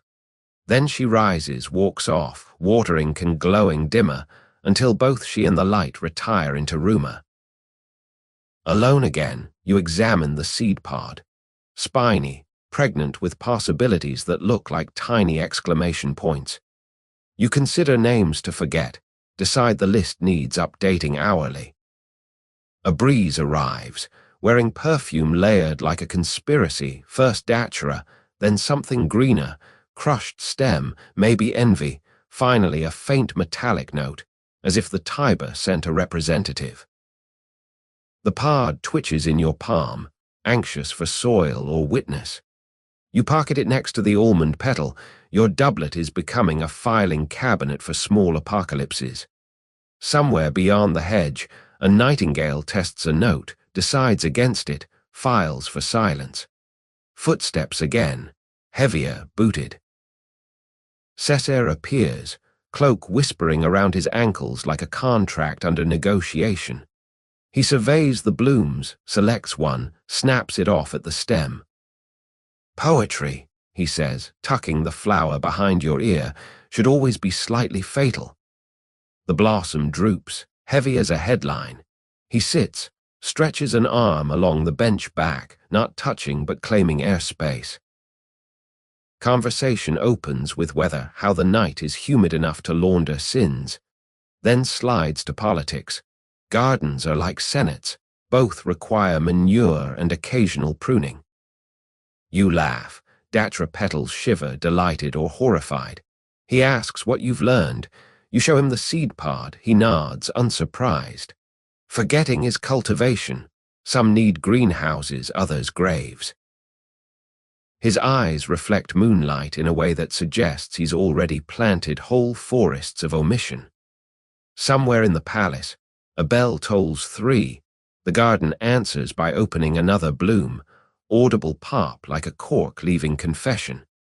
You consider telling him about the almond petal, decide to keep one poison per pocket. Instead, you ask if the missing guest liked gardens. He smiles, replies, Alfonso preferred balconies. Faster exit. The datura between you exhales perfume, thick enough to butter silence. A final rustle, maybe wind, maybe pages archiving themselves. You stand, seed pod secure, datura behind your ear slowly wilting into testimony. Cesare remains seated, gaze on the moon as if negotiating interest rates. Go, he says. The night has other clauses to amend. You obey, feet finding the path, gravel gentler now, as if the garden has decided you're slightly more innocent on exit than entry. Behind, the bench sits moon-bleached, initials unchanged, soil freshly turned beside it. Small disturbance you choose not to photograph. At the archway you glance back, Cesare snaps another bloom, tucks it into his own collar. Poison wearing poison, infinite regress of petals. Back under torchlight, the palace doors welcome you like editors awaiting copy. You step inside, bringing the garden's perfume with you, an invisible passport. Somewhere in your pocket, the seed pod clicks against the almond petal, 2 small histories negotiating whose forgetting gets planted first. You yawn. The scent of datura follows, thick as buttered bread, and every blink holds a white petal stamped with rumor, gently applauding you towards sleep. A Tuscan stargazer invites you to peer through a marble telescope aimed at Jupiter. Inside the lens, constellations rearrange themselves into the Borgia bull. The corridor back from the garden tastes of night bloom and unfinished sentences. A footman, new or simply newly polite, guides you up a spiral stair so tight it could wring secrets out of a sealed letter. Each step is a wedge of Carrara cool under your bare arches. You climb, pocket rustling seed pod against almond petal, tiny castanets of conspiracy. At the top, a door of walnut swivels without complaint, revealing a rooftop terrace wearing Rome like a loose cloak. The city glitters below, coins spilled by a careless giant who still hasn't noticed they're gone. At the center stands a man in a cloak the color of well-used midnight, fussing over an instrument that thinks it's both sculpture and question. The telescope is carved from a single block of marble, veins running like liquid moonlight frozen mid-gossip. It's taller than you, balanced on a tripod of bronze dolphins chewing their own tails, Ouroboros marine division. The lens housing is polished agate, dark enough to keep its own counsel. The man looks up, smile arriving first class. "Benvenuto, I am Galileo. Well, not yet, but early draft," he jokes, voice Florentined with arrogance and wonder. He invites you to look. You oblige, fitting your eye to cold stone that warms instantly, as if gossip recognizes a willing ear. Inside the lens, Jupiter lounges like a fat banker counting moons instead of florins. 4 satellites wheel around him, obedient as auditors. But as you watch, stars drift, rearrange, connect the dots until the constellation outlines a bull, Borgia branding even the sky. You step back, blinking. Galileo not Galileo grins. "Refraction is politics by other means," he says. "Give light a patron and it will perform." He offers a notebook of observations, vellum pages soft as tax exemptions. Inside, sketches, lunar craters shaped like papal tiaras, Saturn wearing a ruff that predates fashion, Orion trading his belt for a purse of indulgences. You turn a page, the bull again, horns pointed toward Rome as if charging the city's credit line. The astronomer shrugs. "My funding requires certain constellations. Stars comply when threatened with obscurity." You close the book, return it, wondering how much sky is rented and whether the moon gets a receipt. A breeze arrives, carrying Tiber mud and distant carnival, smells that don't usually share elevators. It rattles papyrus charts spread on a low table, each map showing slightly different Earth, as if geography itself is auditioning. One chart depicts a southern continent shaped like a sleeping pope. Another leaves the space blank but labels it terra non dum taxata, land not yet taxed. You smile. The astronomer notes your approval, scribbles something, possibly your name, possibly a purchase order for new constellations. Above, the real stars flicker, aware they're being redrawn. He invites you to adjust focus. You twist a marble ring, cold and smooth as a senator's excuse. Jupiter zooms, fat stripes rotating like layers of bribes. For a moment you imagine dropping a note into the lens. "Dear Jove, please reverse recent transactions." But etiquette forbids correspondence with planets who owe you nothing. Instead you watch moons eclipse one another, tiny shadows signing contracts across the giant's face. The astronomer whispers coordinates, teaching you to read the sky like a ledger, debit darkness, credit light, balance nightly. Footsteps behind, soft leather on stone. Cesare arrives, cloak snapping like a flag negotiating surrender. He greets the stargazer with familiarity, calls him maestro, asks if the heavens are behaving.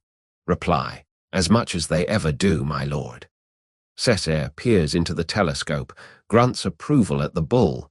"Good. Branding should be visible from every province." He claps the man's shoulder, a payroll gesture. "Turning to you, see how easy it is to rename infinity. Just requires funding and a lens." You nod, storing the lesson under theology, flexible.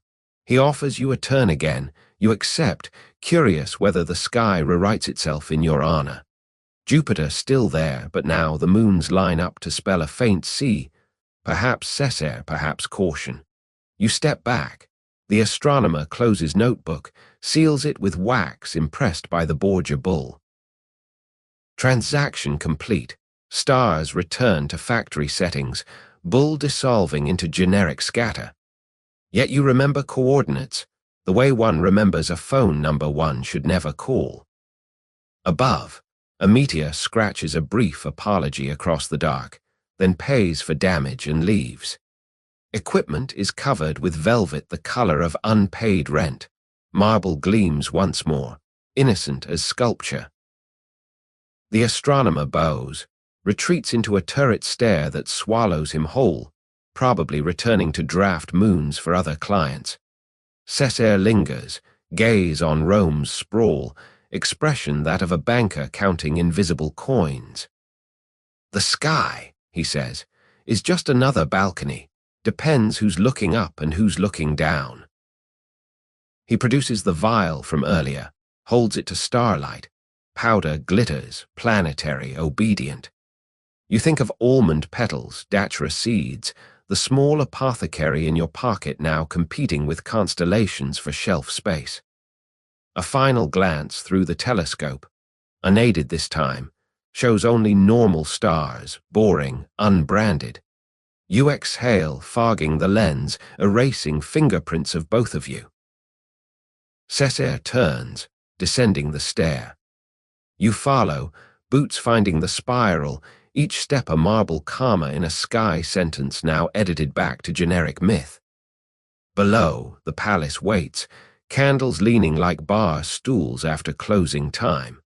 Somewhere in your chest, Jupiter keeps orbiting, tiny moons conducting business you never authorized. The rooftop door closes, sky stays, and you realize branding is only temporary. Gravity, however, keeps receipts. Rockets rise, but instead of bangs they sigh, scattering copper sparks that land as harmless pennies. History's quietest budget cut. The marble stair delivers you back into warm candle drafts and the faint almond ghost you now wear like cologne. A footman appears so promptly he must have been waiting in the walls. "This way for the finale," he whispers, as if conclusions are confidential. You follow through corridors that taste of gunpowder soaked in honey, Rome's favorite marinade. Double doors open onto a terrace cantilevering above the Tiber, its stone balustrade lined with guests holding tiny flags of silk. Colors of city-states that no longer exist, but still like to be represented at parties. Night air carries river breath, and the sound of distant vials tuning themselves to pensive. Across the water, Castel Sant'Angelo crouches, torchlit, a fortress pretending it's a cake no one dares slice. Cesare finds you, offers a cloak, black velvet lined with what feels like forgiven debts. "Watch," he says, nodding toward the sky. A single rocket ascends, polite as a banker's apology. It climbs, then exhales, not bang but sigh, a soft choral ah that makes the crowd mirror it involuntarily. From its tail, copper sparks drift down, landing on the flagstones as pennies, warm enough to pocket but not enough to burn. Children scramble, collecting the coins. Their laughter sounds like small change being minted. You pick one up, freshly stamped 1493, profile of a bull wearing the faintest smirk. History's budget, refunded 1 cent at a time. Another rocket follows, minor key in smoke. This one unspools silver filaments that braid themselves into the shape of a mitre before dissolving into moonlit thread. No thunder, only the hush of expensive fabric being torn very slowly. Cesare comments, "Noise attracts auditors. We prefer discretionary illumination." Somewhere in the city, dogs bark once, decide it's above their pay grade, go back to sleep. A third firework, if fire can be this polite, rises, green this time, the shade of unpaid envy. It blossoms into a sphere, then collapses into letters that spell a VE before forgetting Latin and drifting apart. The crowd murmurs approval. Even the tide seems to pause mid-slurp to admire. You expect at least one military boom. Rome loves theater that rattles bones. But the only percussion comes from the orchestra tucked beneath the balustrade. brushing cymbals so gently they sound like silk clearing its throat. Cesare notes your puzzlement. Impact is for sieges, influence whispers. Rocket 4 opts for narrative, ascends, pauses mid-air, impassable, but physics is on retainer, then releases tiny replicas of itself that descend like cautious delegates. Each mini rocket lands on the river, floats, becomes a paper lantern bearing the Borgia crest. Current carries them downstream. You imagine fishermen waking to find Rome's marketing in their nets. Copper, silver, green, now gold, a sequence that feels like a ledger being reconciled in real time. Guests begin betting on the next color. Odds favor papal purple at 3-1, but insiders whisper invisible is the real favorite. Number 5 delivers on insider info, a rocket that climbs, bursts into color you can't name, exists only at the edge of peripheral vision. Direct stare reveals empty sky, looks slightly away and there's a constellation shaped like a keyhole. The orchestra, sensing abstraction, shifts into a mode that hasn't been invented yet, somewhere between lullaby and invoice. Your copper penny twitches in your palm, warm now, as if acknowledging depreciation. Cesare pockets his too. Metals mingle their histories in silk-lined darkness. He murmurs, "Some doors open only if you refuse to look straight at them," then falls silent, letting the sky keep secrets. Final rocket, simple, white, thinner than excuse. It rises higher than the rest, hesitates, then exudes a single line of smoke that curls into a bull, perfect outline, horns polite but pointed. The shape hangs, unmoving, while the rocket itself fizzles out unheard. For a full breath, the city is branded. Then wind, maybe the Tiber's exhalation, unzips the image, scattering it into generic night. No pennies, no lanterns, just the after-image tattooed inside your eyelids. Applause starts small, grows, then stops abruptly, as if memory itself has been bankrupted by beauty too quiet to spend. The orchestra packs up with muffled clicks. Brass sections yawn into velvet cases. Guests drift indoors, pockets jingling new copper, morale quietly adjusted. You linger, watching the last wisps of bull smoke dissolve. Somewhere below, a child tries to spend a 14.93 penny at an imaginary stall. Vendor, her sister, accepts it, confirming history's liquidity. Cesare places a hand on the balustrade, fingers drumming once, Morse for account closed. You turn to go, then notice the sky itself has reset. Stars reappear bland, unbranded, like receipts after tax. Even the river resumes normal sloshing, interest rates hidden under ripples. Back indoors, the terrace doors close with a sigh that could be relief or resignation. Footmen collect cloaks. Yours smells faintly of gunpowder and minor chords. You pocket the copper penny next to almond petal, datura seed, small museums of the night. In the corridor, guests compare colors seen, bets won or lost, but voices stay hushed, as if loudness might bankrupt the memory. Cesare walks ahead, boots quiet on marble that's already forgetting the sky's temporary ledger. Somewhere inside your chest, the bull keeps dissolving and reforming, a white outline against red wine and rosemary. History's quietest budget cut, still balancing its books in the small hours. Two knights compete to praise you more lethally. Their words grow so sharp the air needs stitches, yet you feel oddly flattered. The corridor after the fireworks smells of gunpowder that has apologized and settled into wallpaper. Cesare dismisses the footman with a finger snap so soft it could be a lullaby ending. "One last amusement," he murmurs, steering you into a long gallery lined with ancestors who look freshly moisturized. Moonlight drips through high windows, pooling on marble like milk learning to be vain. At the far end, two figures wait, silhouettes cut from different centuries of chivalry. One all-plate male shimmer, the other silk so black it could sue midnight for copyright. They step forward in sync, boots and spurs creating a duet of metallic shushes. The armored one, call him Sir Gleam, bows so low his plume scoops up moonlight and redistributes it like confetti.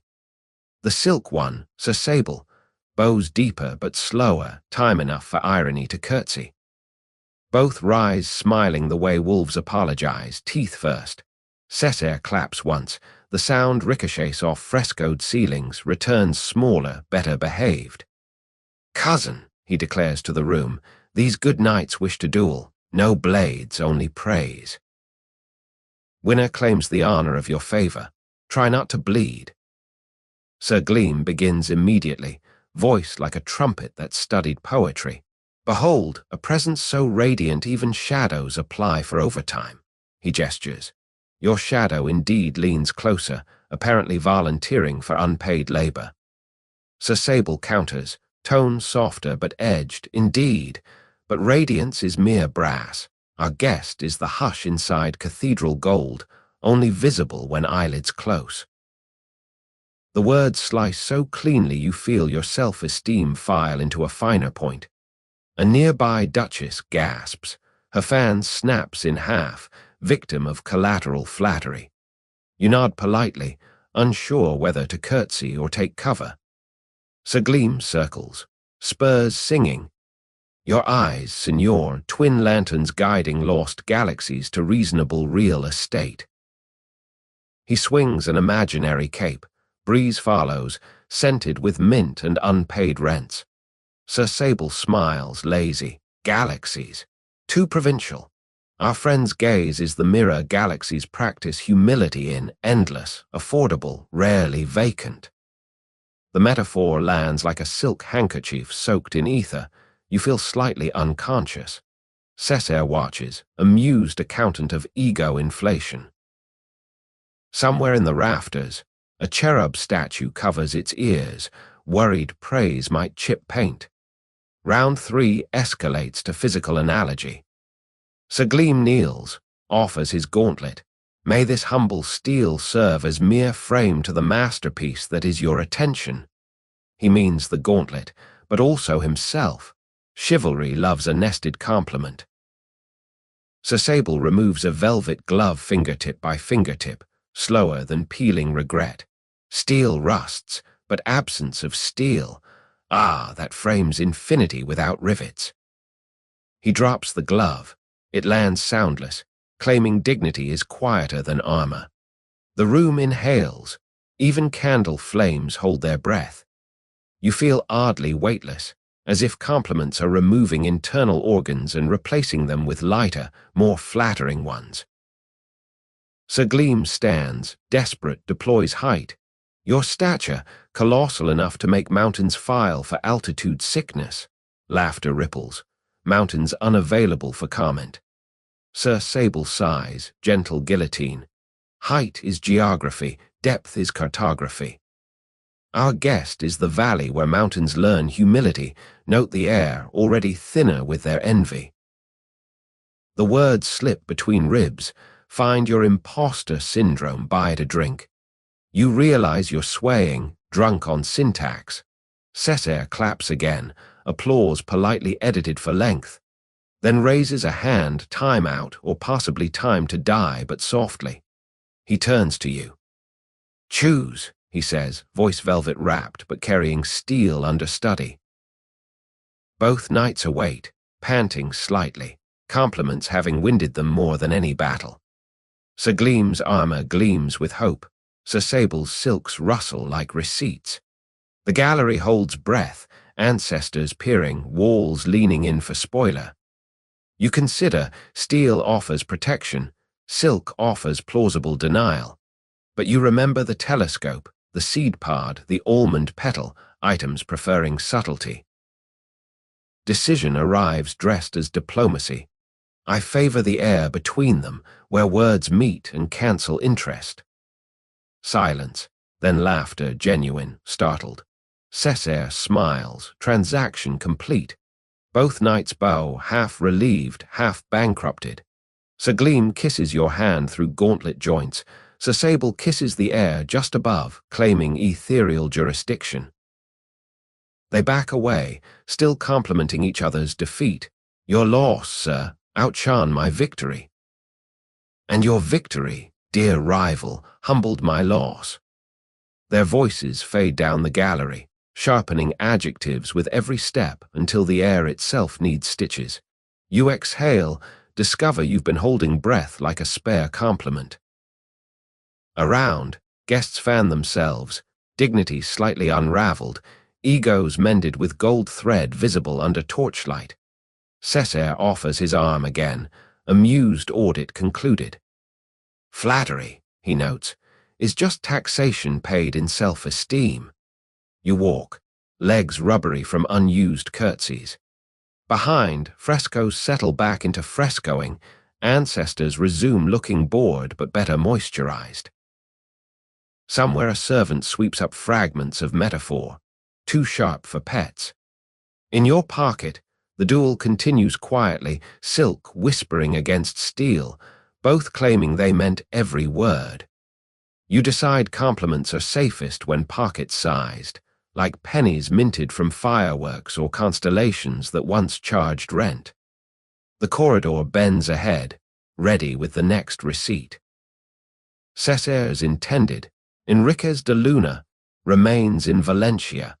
Her proxy, a silk doll propped on a throne, guests still toast her health, just in case.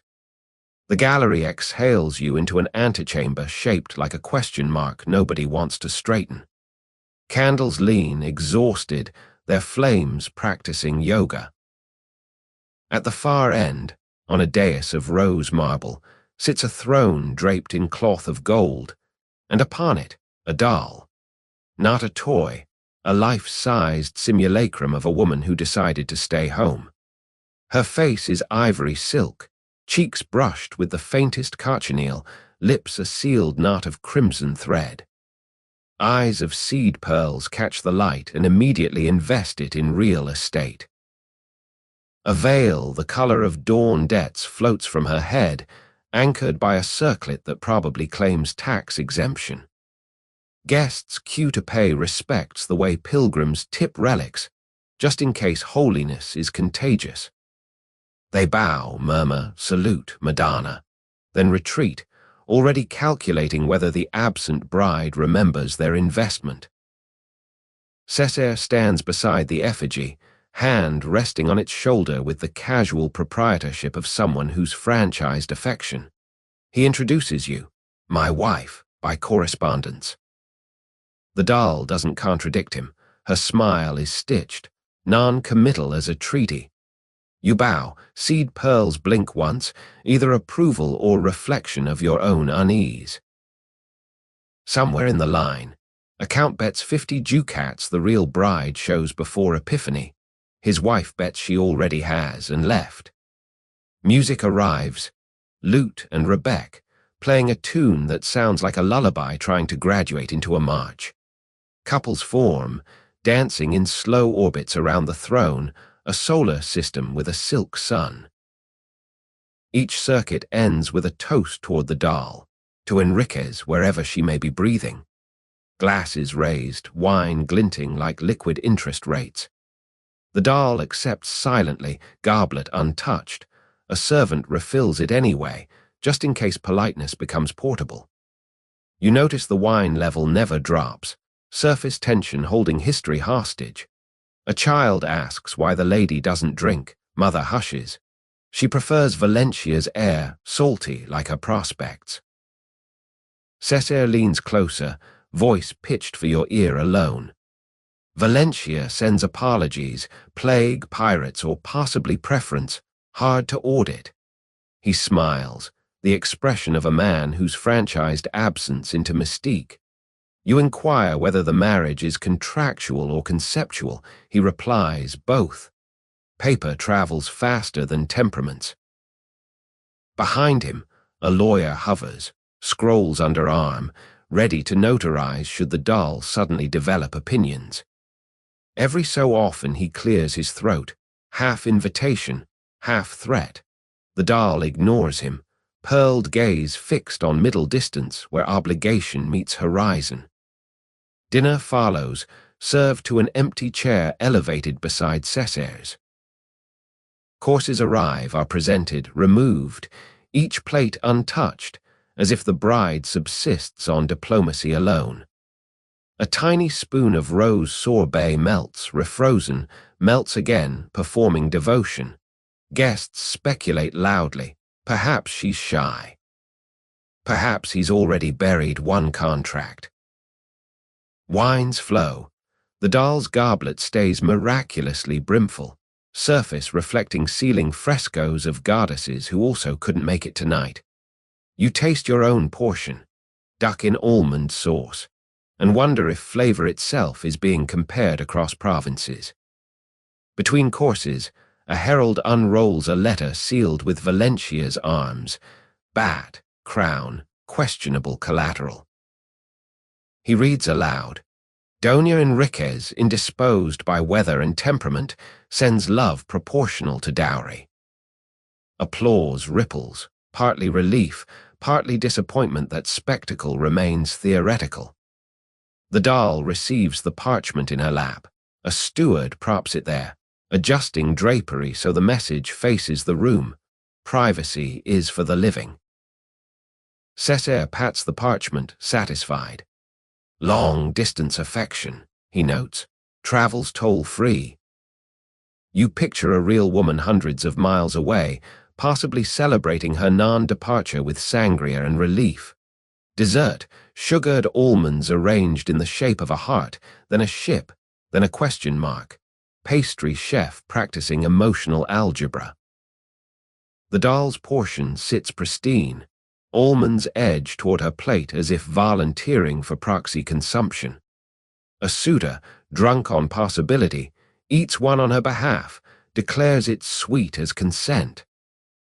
Laughter eddies nervous. Cesare smiles, the way a banker smiles when debt forgets its own name. You feel the room tallying assets, beauty, absence, mystery, each appreciating as the night depreciates reality.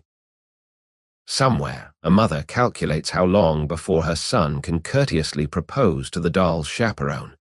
Music shifts to a slow passacaglia, bass line repeating like a legal clause nobody reads. Couples dance, but orbits wobble, gravity confused by a silk center.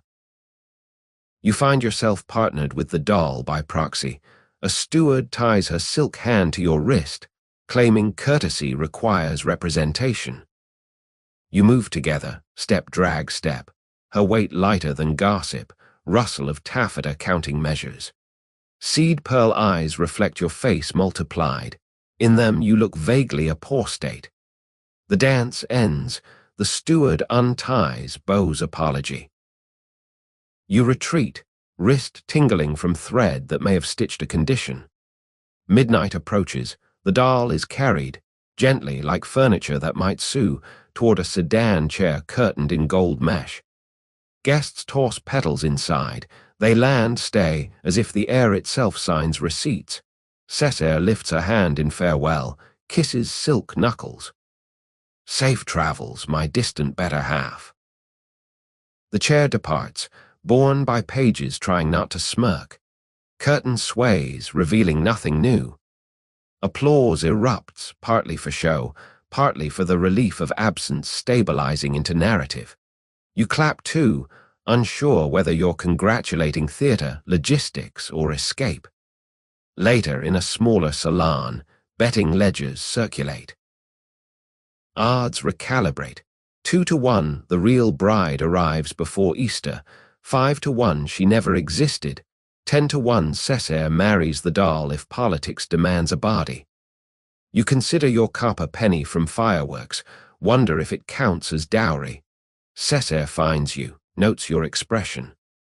Don't mourn her, he advises. Marriage is just geography wearing lace.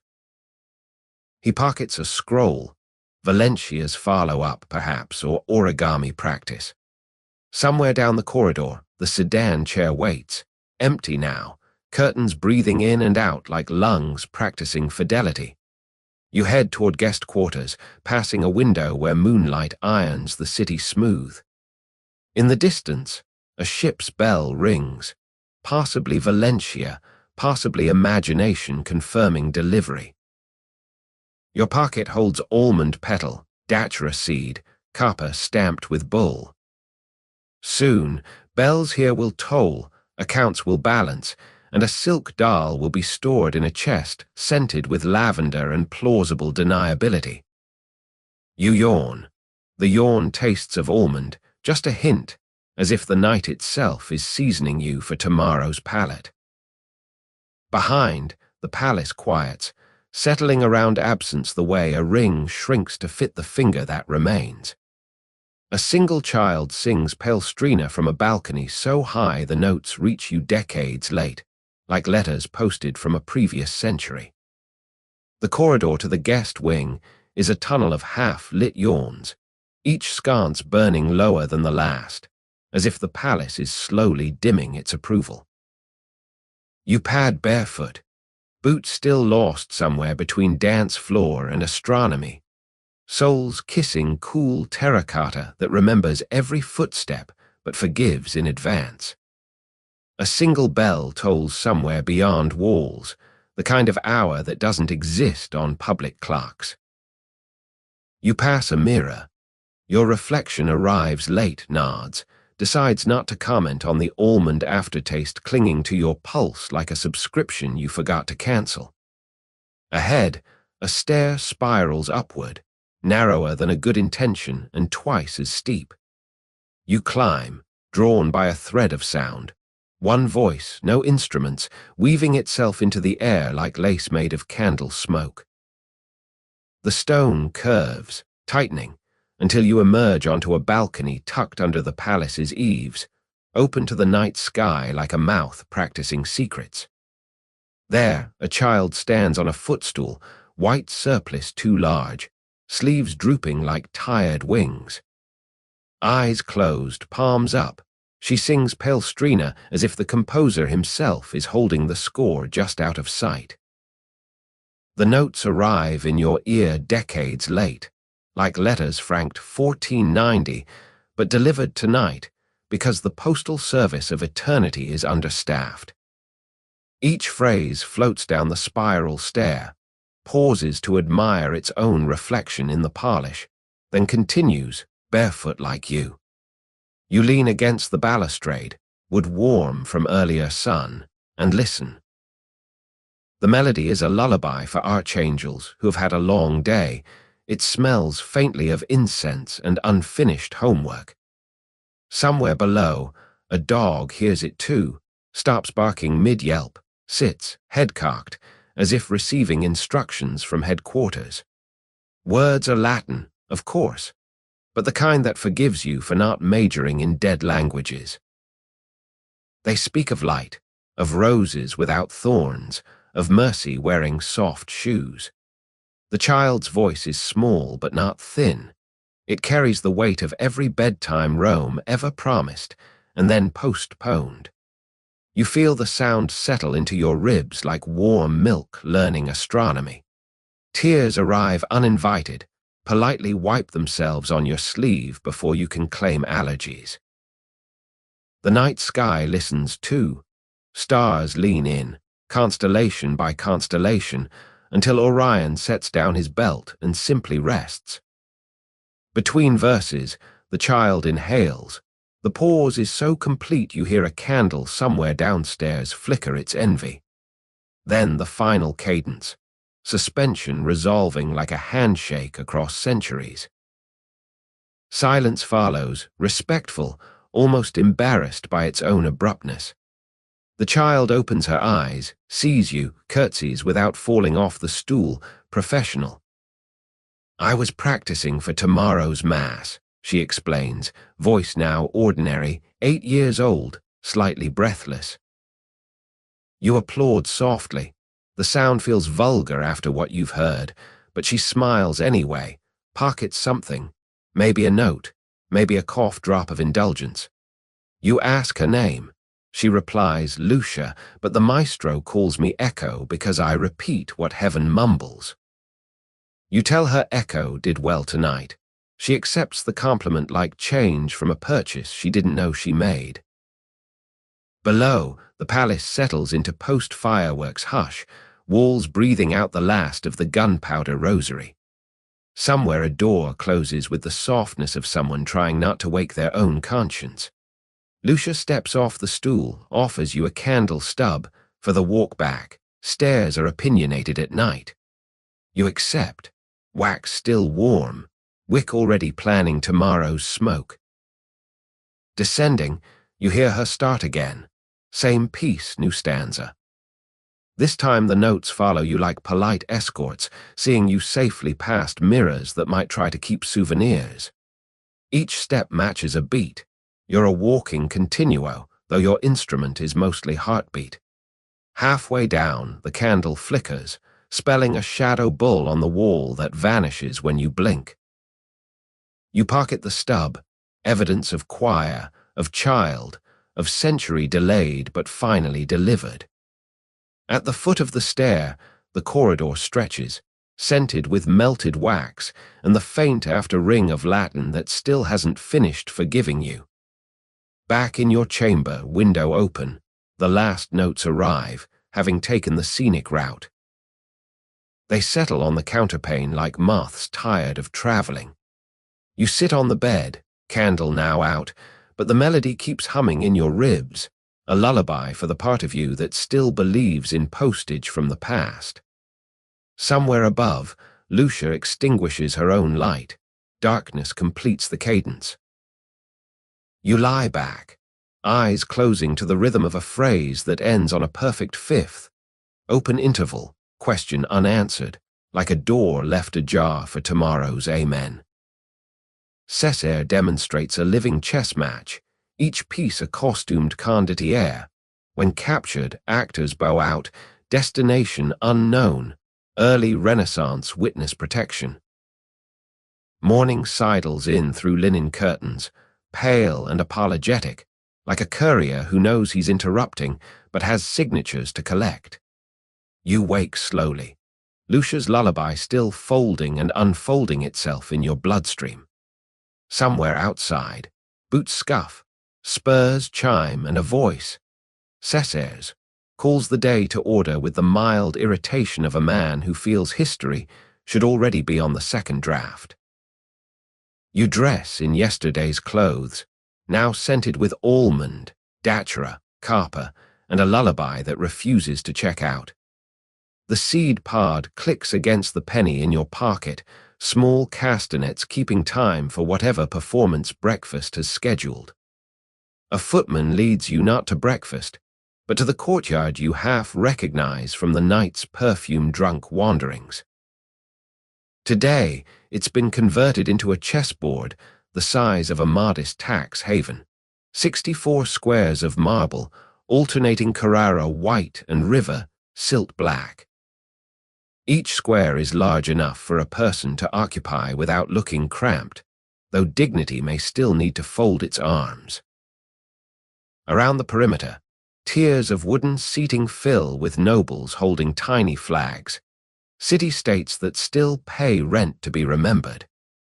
A banner overhead flaps, embroidered with the Borgia bull and the motto Ludus est bellum. The game is war, but wearing better shoes. Cesare stands on a small dais, cloak freshly scandalous in scarlet. He greets you with the nod of a host who's already balanced the books on your presence. Today, he declares, Rome plays Milan. You'll advise white me. He doesn't ask if you know the rules. In Rome, rules are simply gossip that hasn't updated yet. The pieces enter, living condottieri in costume pantomime. Pawns are halberdiers with city-colored sashes. Knights ride hobby horses lacquered to look spirited. Bishops wear mitres stitched with real estate maps. Rooks are miniature stone towers carried like backpacks. Each actor bows to the audience, then takes position, already sweating under April sun and historical obligation. The first move, pawn to e4. A Roman halberdier steps forward 2 squares, boots clacking like polite thunder. From the opposite side, Milan coached by a sour-faced cardinal in violet, the mirror reply. Pieces move, pause, bow, resume breathing. When a capture occurs, the victim kneels, offers sword or halberd, then exits through an archway draped in black velvet. Early Renaissance witness protection, no paperwork required. You never see them again. Presumably they're given new names, new towns, possibly new centuries. Cesare notes your curiosity. Captured pieces are cheaper than pensions, he whispers, and easier to audit. Mid-game, you advise a knight fork, words you never thought to utter outside a cookbook. Cesare relays. The Harby horse knight leaps, lands, captures a Milanese tower. The tower carrier bows, hands his miniature stone keep to a stager hand, then vanishes into velvet. Somewhere inside your chest, a small door shuts. You wonder if that man had plans for supper. The audience applauds politely. Bloodless war is still war, just easier on laundry. Sun climbs, squares grow hot. Actors shuffle, armor clinking like loose change that's forgotten its value. A pawn glances at you, eyes asking whether promotion includes hazard pay. The Milan bishop, real bishop, mitre and all, slides diagonally, claims a Roman halberdier. The man kneels, but before he exits, he sings 2 bars of Palestrina, Lucia's lullaby, oddly, then disappears. The tune lingers, ghost note hovering above the board like an unpaid invoice. Cesare frowns, annoyed that capture came with soundtrack. Music complicates inventory, he mutters, then signals for water. Servants dash, hydrate remaining pieces. You sip provided lemonade. It tastes of iron or possibly obligation. In your pocket, the copper penny heats, sympathizing with anyone who must stand still under scrutiny and still call it strategy. In-game approaches, Cesare ahead by rook and temperament. Milan's king, a gaunt cant with silver beard, steps backward, square by square, chased by your Roman queen, a tall woman in armor polished to mirror. Each move she makes ends with a curtsy so precise it could slice bread. Finally, cornered, the Milan king kneels, offers crown to Cesare, then to you, then to the audience, thoroughness disguised as humility. Black velvet swallows him last. Checkmate. Applause erupts, partly relief, partly appreciation for a war that fit inside lunch break. Actors remaining bow, sweat-dark sashes clinging like receipts for effort. Cesare descends, shakes your hand officially. Cameras haven't been invented, so fresco painters take mental notes. You advised well, he says. Rome expands 1 square at a time. You nod, unsure whether you've witnessed politics, theater, or recruitment. The board resets. New captives already lining up, costumes exchanged, names updated. A fresh pawn steps forward, younger, eyes bright with overtime. He glances at you, hope or hunger, hard to invoice. You walk back under the arch just as velvet drops behind, erasing exits. Somewhere inside, the copper penny cools, satisfied that geography today was negotiable, provided someone kept the receipt. Your cup trades places with Cesare's while you blink. Historians argue whether it was chivalry, flirtation, or quality control poisoning. The courtyard empties of living chess pieces and their invisible pensions. Candles inside the palace relight themselves, sensing fresh audience. You follow Cesare through a side portico into a loggia overlooking a moon-washed courtyard where a single table waits, intimate, stone, set for 2.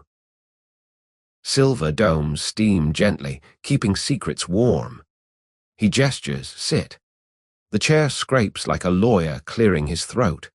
A servant pours wine, same ruby as last night, cherries and unpaid rent, then vanishes, possibly into the gravy. Two goblets stand opposite, one silver, one pewter, both identical in their capacity for trouble. Cesare lifts the silver one, toasts to advisors who survive their advice. You raise pewter, echo, sip. The wine tastes of midnight and minor key, flavor sliding into your bloodstream like a rehearsal for tomorrow's headache.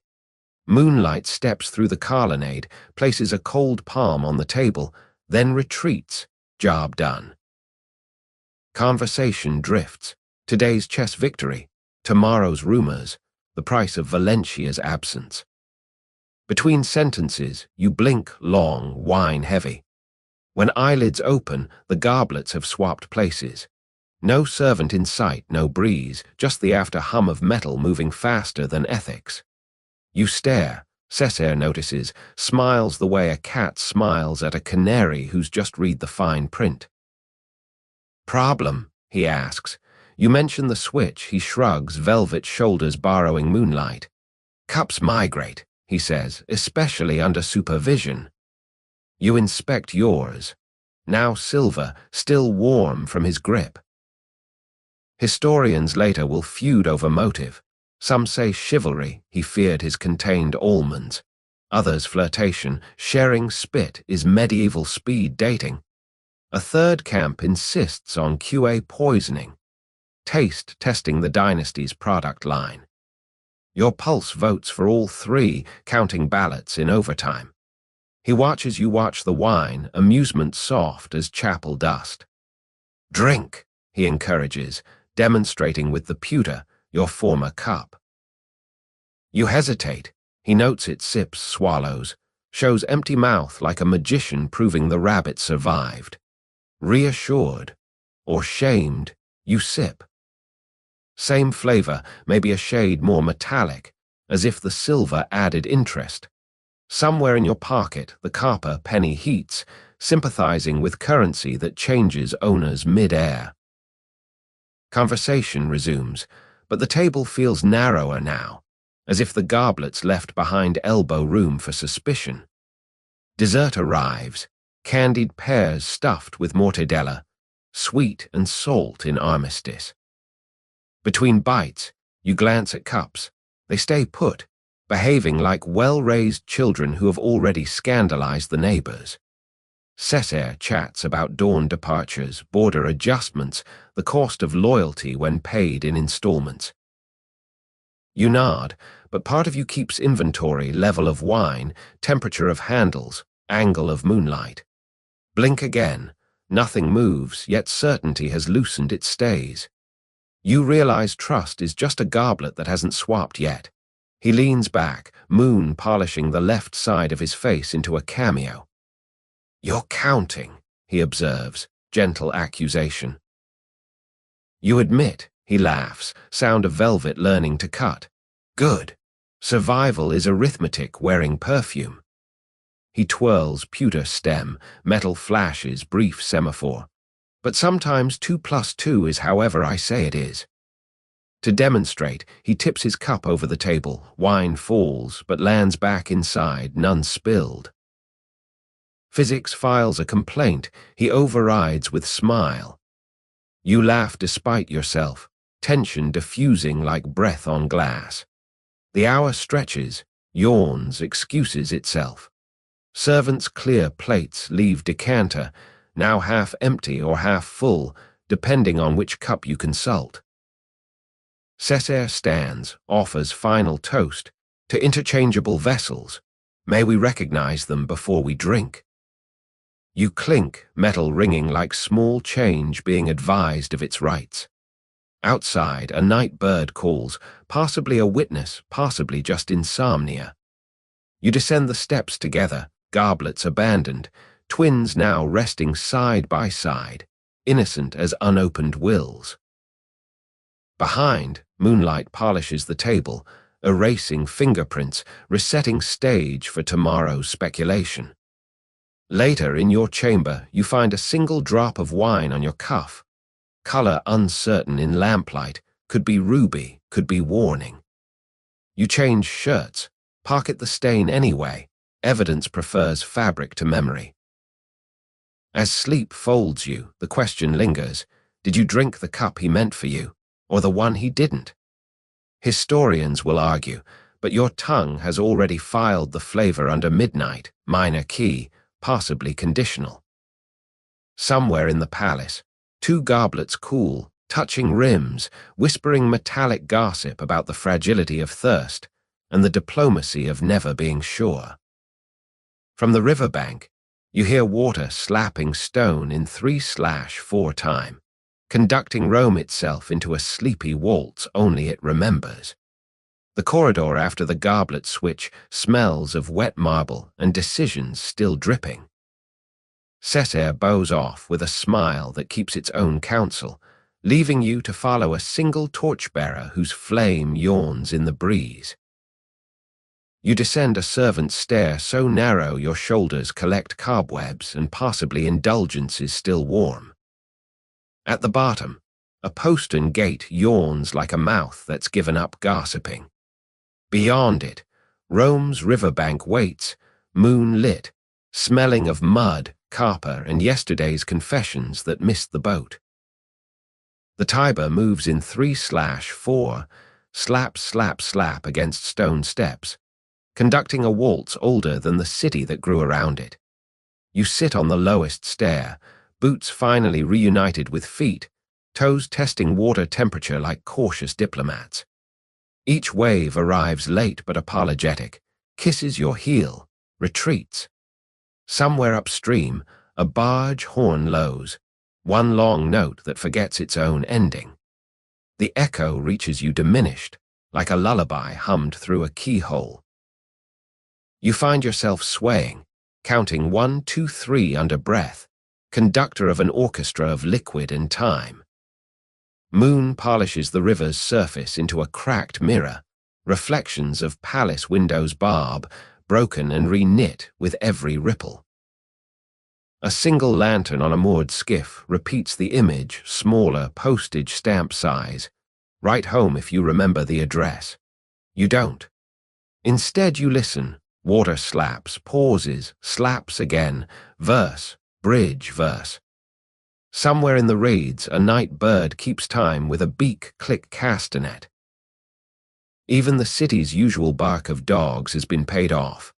Tonight, Rome lets the river speak without interruption, like a parent allowing the oldest child to finally finish the story. Footsteps behind, soft, deliberate. A figure resolves, robe of faded brocade, face shadowed by a hood of someone who's misplaced their century. He carries a lute strung with wire so thin it could slice memories.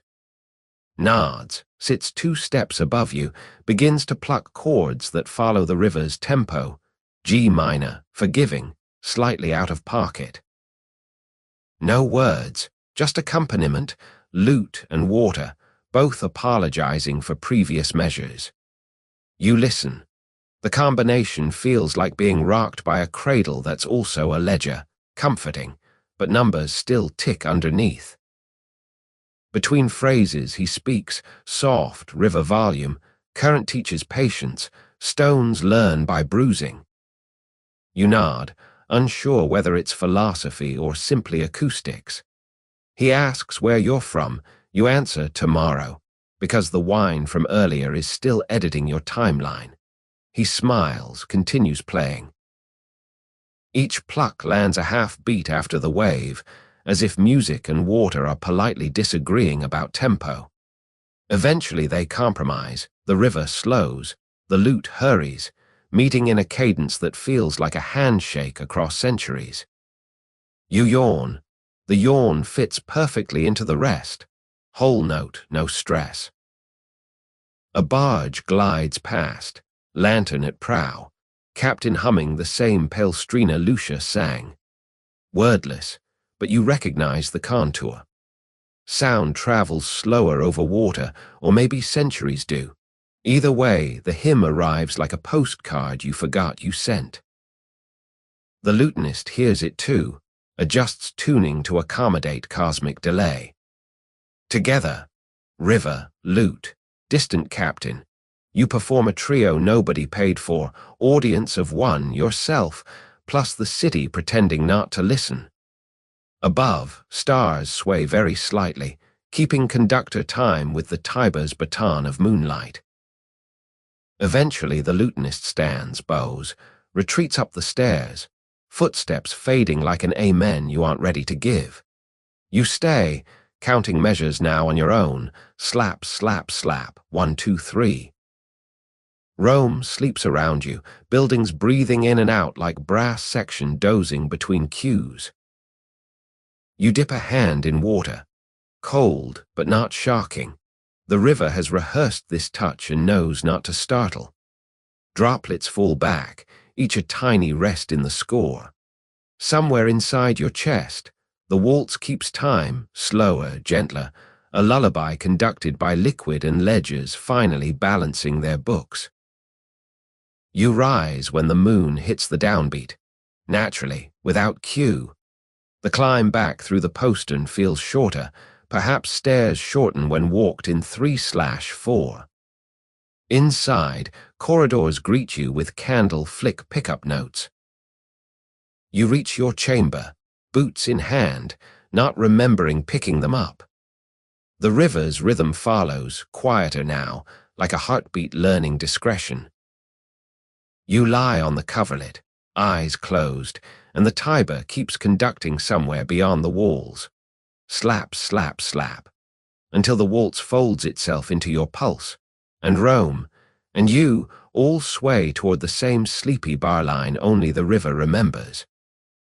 A masked priest offers absolution amid drifting paper petals. You admit nothing, he forgives everything, receipts optional. Morning tiptoes in, finds you already awake, boots still hugging each other at the foot of the bed like mismatched orphans.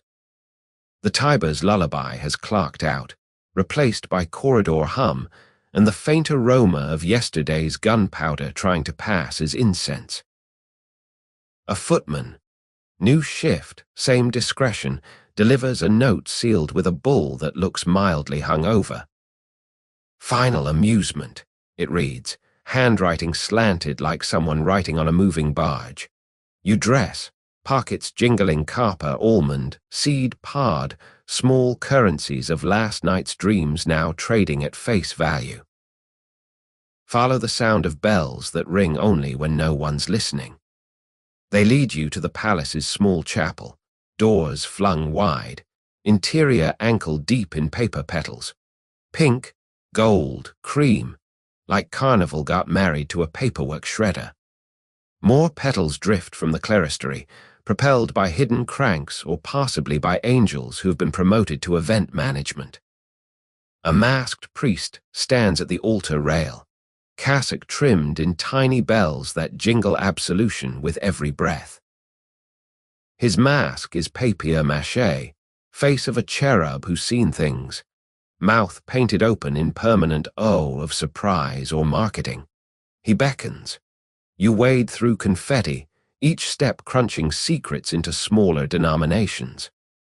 Kneel not on hassock, but on drift of petals that compress like overdue accounts.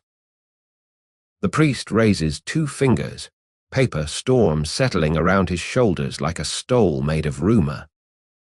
In nomine patris, he begins, voice muffled by mask yet somehow amplified by acoustics designed for whispers. You make the sign of the cross.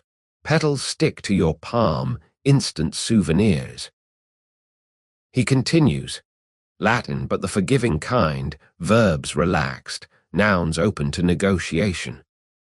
Confiter, he prompts. You admit nothing aloud. Instead, the petals speak. One lands on your tongue, tastes of cherry ink and someone else's homework.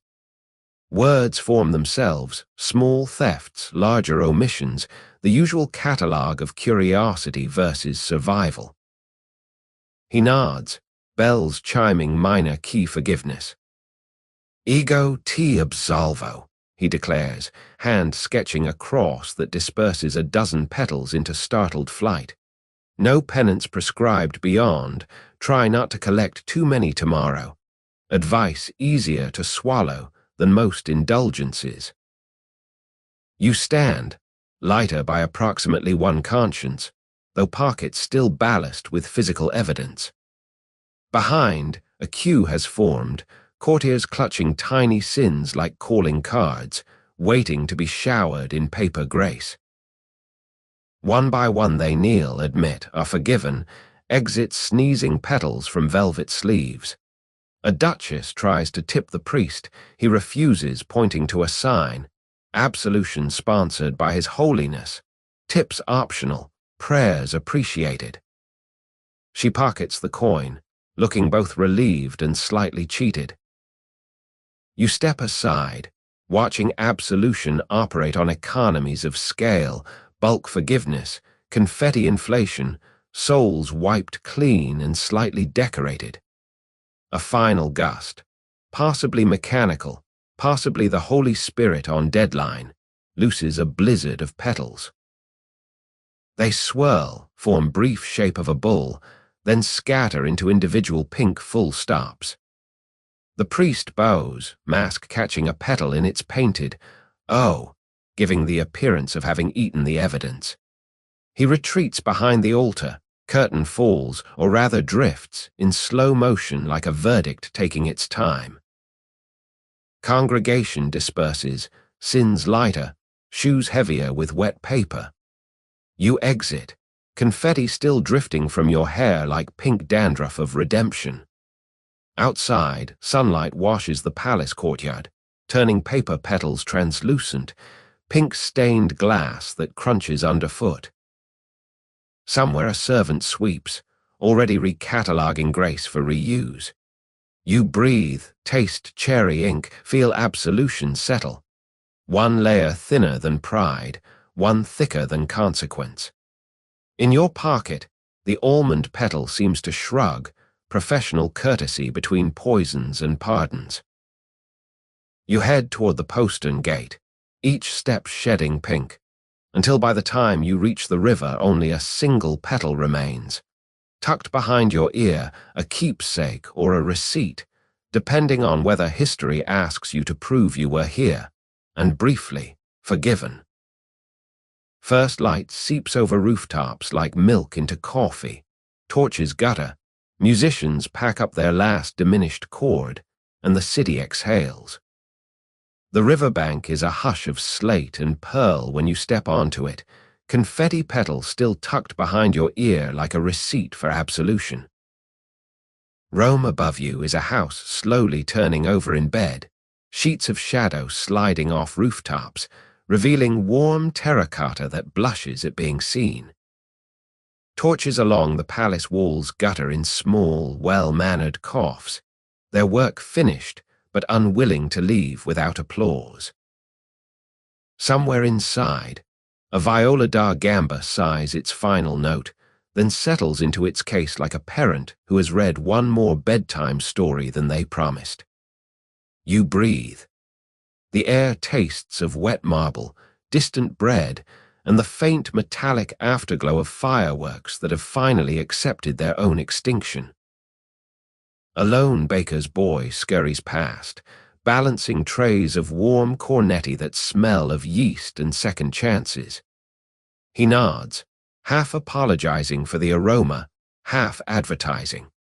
You smile, and the smile feels borrowed from someone who slept better than you did, but you're willing to return it with interest. Overhead, swallows stitch the sky with V-shaped gossip, rehearsing headlines for the day. Foreign guests still here, sources say. Footsteps approach from the palace, soft, familiar. Cesare, cloak unbuttoned, hair slightly disheveled for the first time since you met him. He looks like a man who has just finished a long negotiation with his own reflection and reached a provisional settlement.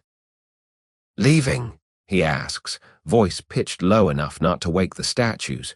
You nod, words feel too heavy for the hour. He offers a small wooden box, palm-sized, carved with the Borgia bull but smaller, almost shy. "For the road," he says. Inside, a single candied violet, a copper penny dated 1493, and the almond petal you thought you'd imagined losing. You accept. The box clicks shut like a verdict that has decided to be gentle. He studies your face, possibly adding a footnote to whatever ledger keeps track of people who leave before breakfast.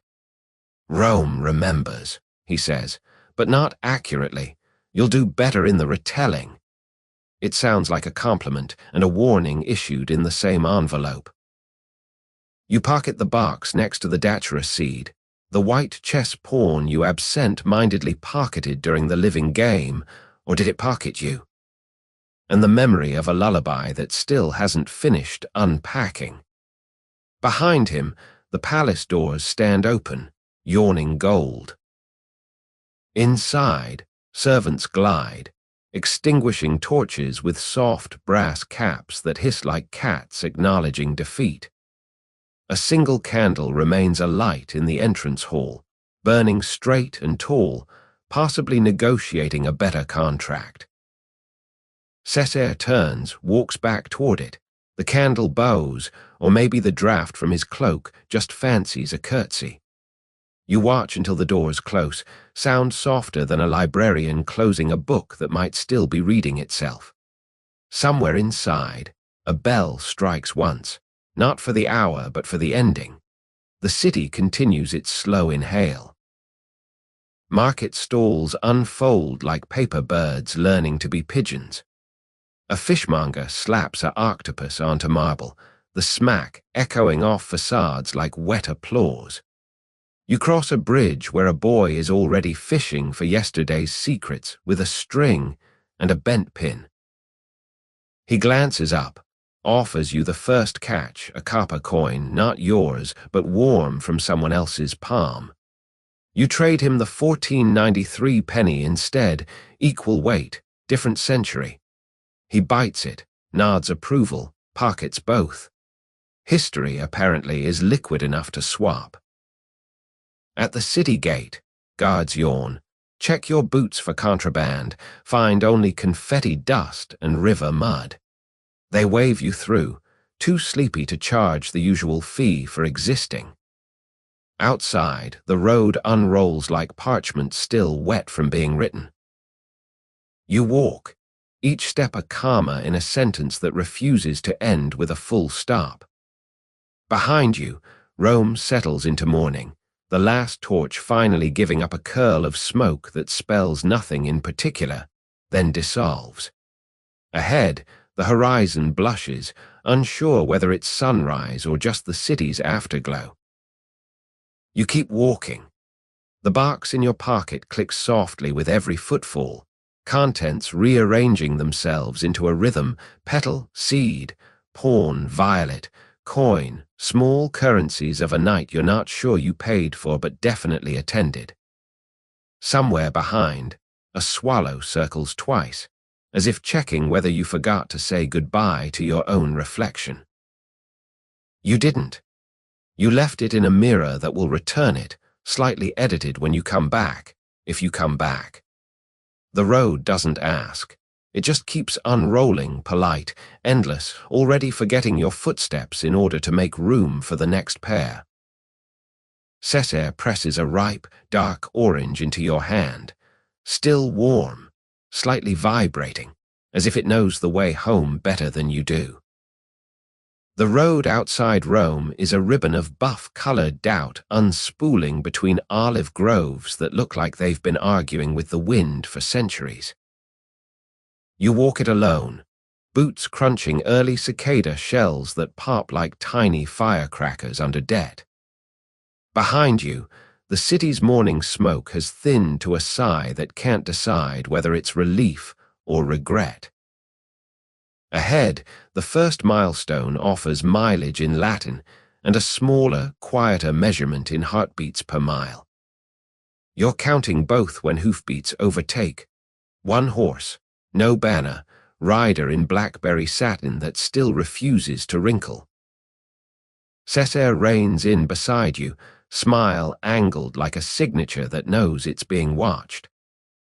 I never finish a story without a souvenir, he says, voice pitched between farewell and further instructions. He dismounts, boots landing with the soft authority of someone who has already balanced the books on this conversation. From his saddlebag he withdraws an orange, dark as dried blood on the outside, blush of garnet where sunlight probes the dimple. When he drops it into your palm, the fruit is warm, almost feverish, and hums, barely, like a bee that's taken up residence in the pith and is practicing scales. Blood orange, he names it, though the color is closer to unpaid rent. Grows only in the castle orchard, roots drink from the same aquifer as the archives. You're unsure whether that's terroir or threat. The orange pulses once, as if agreeing with both. He closes your fingers over it, grip brief but proprietary.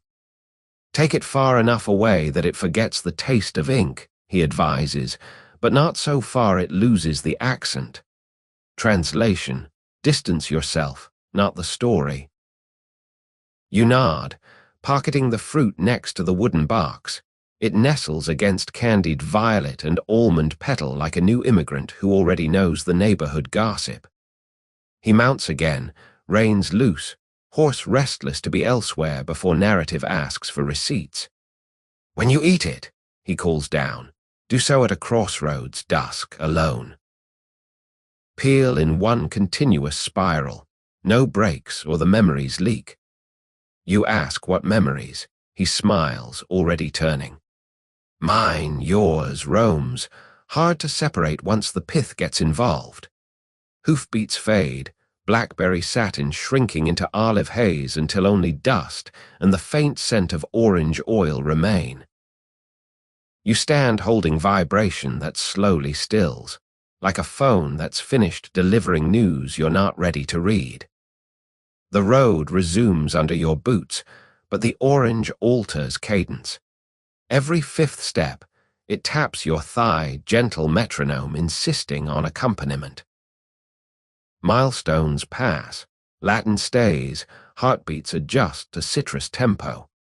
Around midday you rest beneath a fig tree that offers shade and unsolicited advice. Fruit is just geography learning to be sweet. You lunch on bread and suspicion, saving the orange for the appointed crossroads, half afraid premature peeling might summon Cesare like a genie released from citric lamp. The rind continues to warm, borrowing sun, returning it as perfume that smells of inkwells and recent apologies. Afternoon ages into amber. You reach a junction, 5 roads meet at a stone dais worn smooth by carts, decisions, and the occasional apostasy. Dusk hovers undecided. You sit on the dais, pull out the orange. It throbs once, as if recognizing stage directions. Peel begins easily. Zest releases a mist of oil that writes temporary calligraphy on the air. First, rosemary from last night's banquet, then gunpowder from fireworks. Finally, something metallic, like a key you haven't yet found the lock for. The spiral lengthens, uninterrupted, a single orange-colored road curling around your fingers. Rome in miniature, edible cartography. Inside, flesh is ruby-veined with paler scars, each section a chapter. You segment it carefully, count 12, one for every section of the night you've survived. First piece, sweetness so bright it almost sings Palestrina. Second, tartness like a joke that forgot to be funny. Third, a note of almond, faint but undeniable, bitter, comforting. With each bite, the landscape around the crossroads dims, as if flavor is paid for with visibility. Somewhere in the distance, a dog barks once, then stops, embarrassed by the citrus soundtrack. You finish, lick juice from thumb, and realize the orange has eaten the dusk, not the other way around. Silence settles, deeper than geography deserves. You stand, peel spiral in hand, unsure whether to bury it, wear it, or mail it back as edited history. A breeze decides. It lifts the coil, carries it off the dais into the dark like a spring unspooling from a clock that's finished timing you. The road ahead clears. Stars switch on, sudden and courteous. You pocket the last seed. White, sharp, determined. Then choose the leftmost path, boots finding a rhythm the orange left behind 1-2, 1-2, a small private waltz roam humming in your bloodstream, guiding you home by the long way, the scenic way, the only way it knows. You exit up a staircase so soft it might be made of exhausted sighs. Each step forgets you the moment your foot leaves, and Rome closes its eyes. The crossroads dissolves behind you like sugar in warm tea, and the road narrows to a lane, then to a path, then to a suggestion. Somewhere between footfalls, the sky has changed its mind about darkness and begun laying down a thin wash of pearl. You pass through an archway, stone, ivy, no gatekeeper, and find yourself at the foot of a staircase that looks less built and more exhaled. Velvet runners the color of midnight bruises, each step so thick your boots sink as if apologizing for existing. The banister is braided silk, cool under your palm, humming faintly with the static of recent goodbyes. You climb. Each riser sighs when weighted, then exhales when released, forgetting your presence faster than a mirror at closing time. Halfway up, you glance back. The path you arrived on has already been folded and stored. No footprints, no crumbs, only the faint citrus perfume of the orange that is now mostly memory and a single seed in your pocket. Ahead, the staircase curves, swallowing its own tail like a polite Ouroboros that doesn't want to inconvenience anyone with infinity. You follow, boots muffled, heartbeat amplified, counting steps the way insomniacs count blessings, unsure whether the total matters, but compelled to keep tally. At the landing, a door waits, wood so dark it could be the night's unemployed cousin. No handle, no keyhole, just a small brass plate engraved with the single word, "Asceta," which might mean exit or might mean thank you for visiting, please do not linger. You press the wood. It swings inward without complaint, revealing a room lit by a single candle that burns sideways, apparently unconcerned with gravity's resume. Inside, a bed, a chair, a window open onto a view you recognize as tomorrow, still unpacking. The candle flickers once, spelling your name in smoke, then settles into a steady flame that smells faintly of rosemary and recent pardons. You sit on the bed. The mattress accepts you like a librarian accepting a returned book, pleased but already thinking about the next borrower. From the window you can see Rome, or what might be Rome if Rome decided to take a night off and let its understudy rehearse.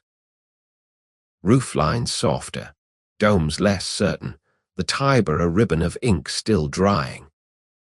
Somewhere in that city, a candle identical to this one burns in a chapel you've never entered, and a child who may or may not be named Lucia is practicing a lullaby that won't reach you for another 100 years. Time, you realize, has become polite, letting you off at the nearest stop. Boots come off without protest, socks follow, slightly embarrassed by their own footnote status. You lie back. The ceiling is painted with faint constellations that rearrange themselves when you're not looking, currently spelling the word rest, but the T keeps wobbling. You close your eyes anyway.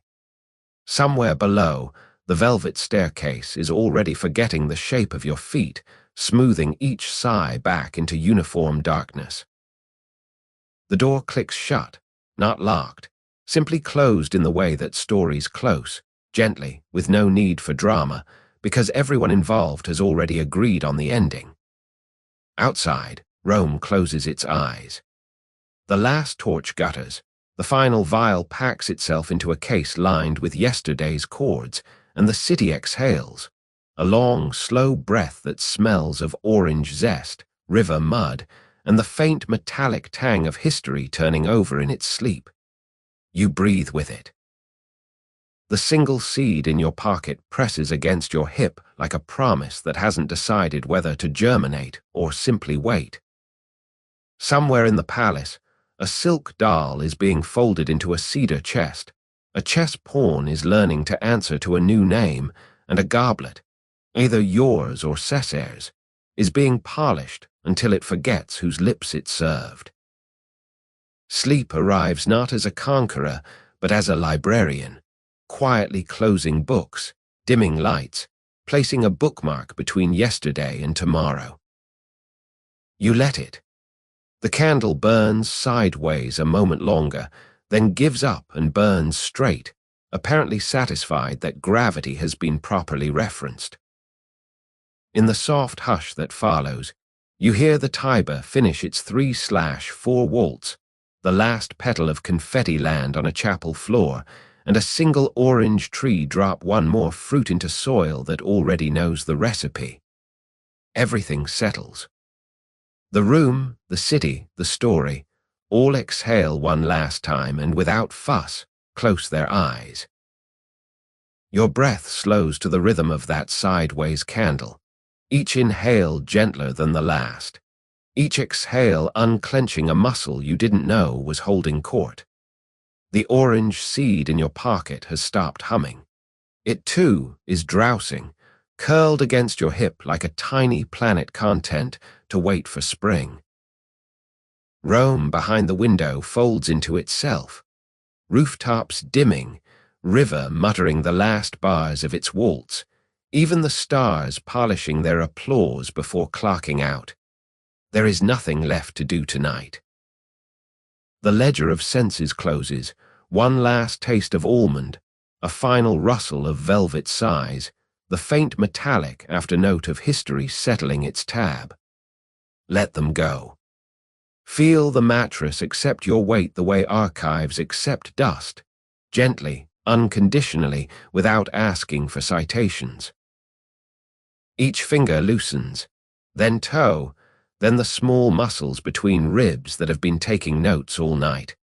The room rocks, almost imperceptibly, a cradle borrowed from the Tiber's 3/4 heartbeat. You are safe. The candle has permission to die. The city has permission to forget. You have permission to slip through the crack between yesterday and tomorrow, wearing only the softest of questions. Breathe in, cool chapel air, candied violet, distant river. Breathe out, gunpowder, gossip, the copper penny of worry that has warmed your palm long enough. Behind your eyelids, constellations rearrange themselves into slow-moving sheep. No bulls tonight, no brands, just woolly light grazing across the sky of your closed eyes. Count them if you like, or don't. They will wander off and come back as dreams, gentle and unbranded. Every breath takes you one step further down the velvet stair that forgets you as you go. No footprint, no echo, only the hush of fabric sighing itself smooth. There is nothing left to do. Let Rome close its eyes. Let the story close its eyes. Let your eyes close, softly, completely, like a book that trusts the librarian to shelve it exactly where it belongs. Sweet dreams.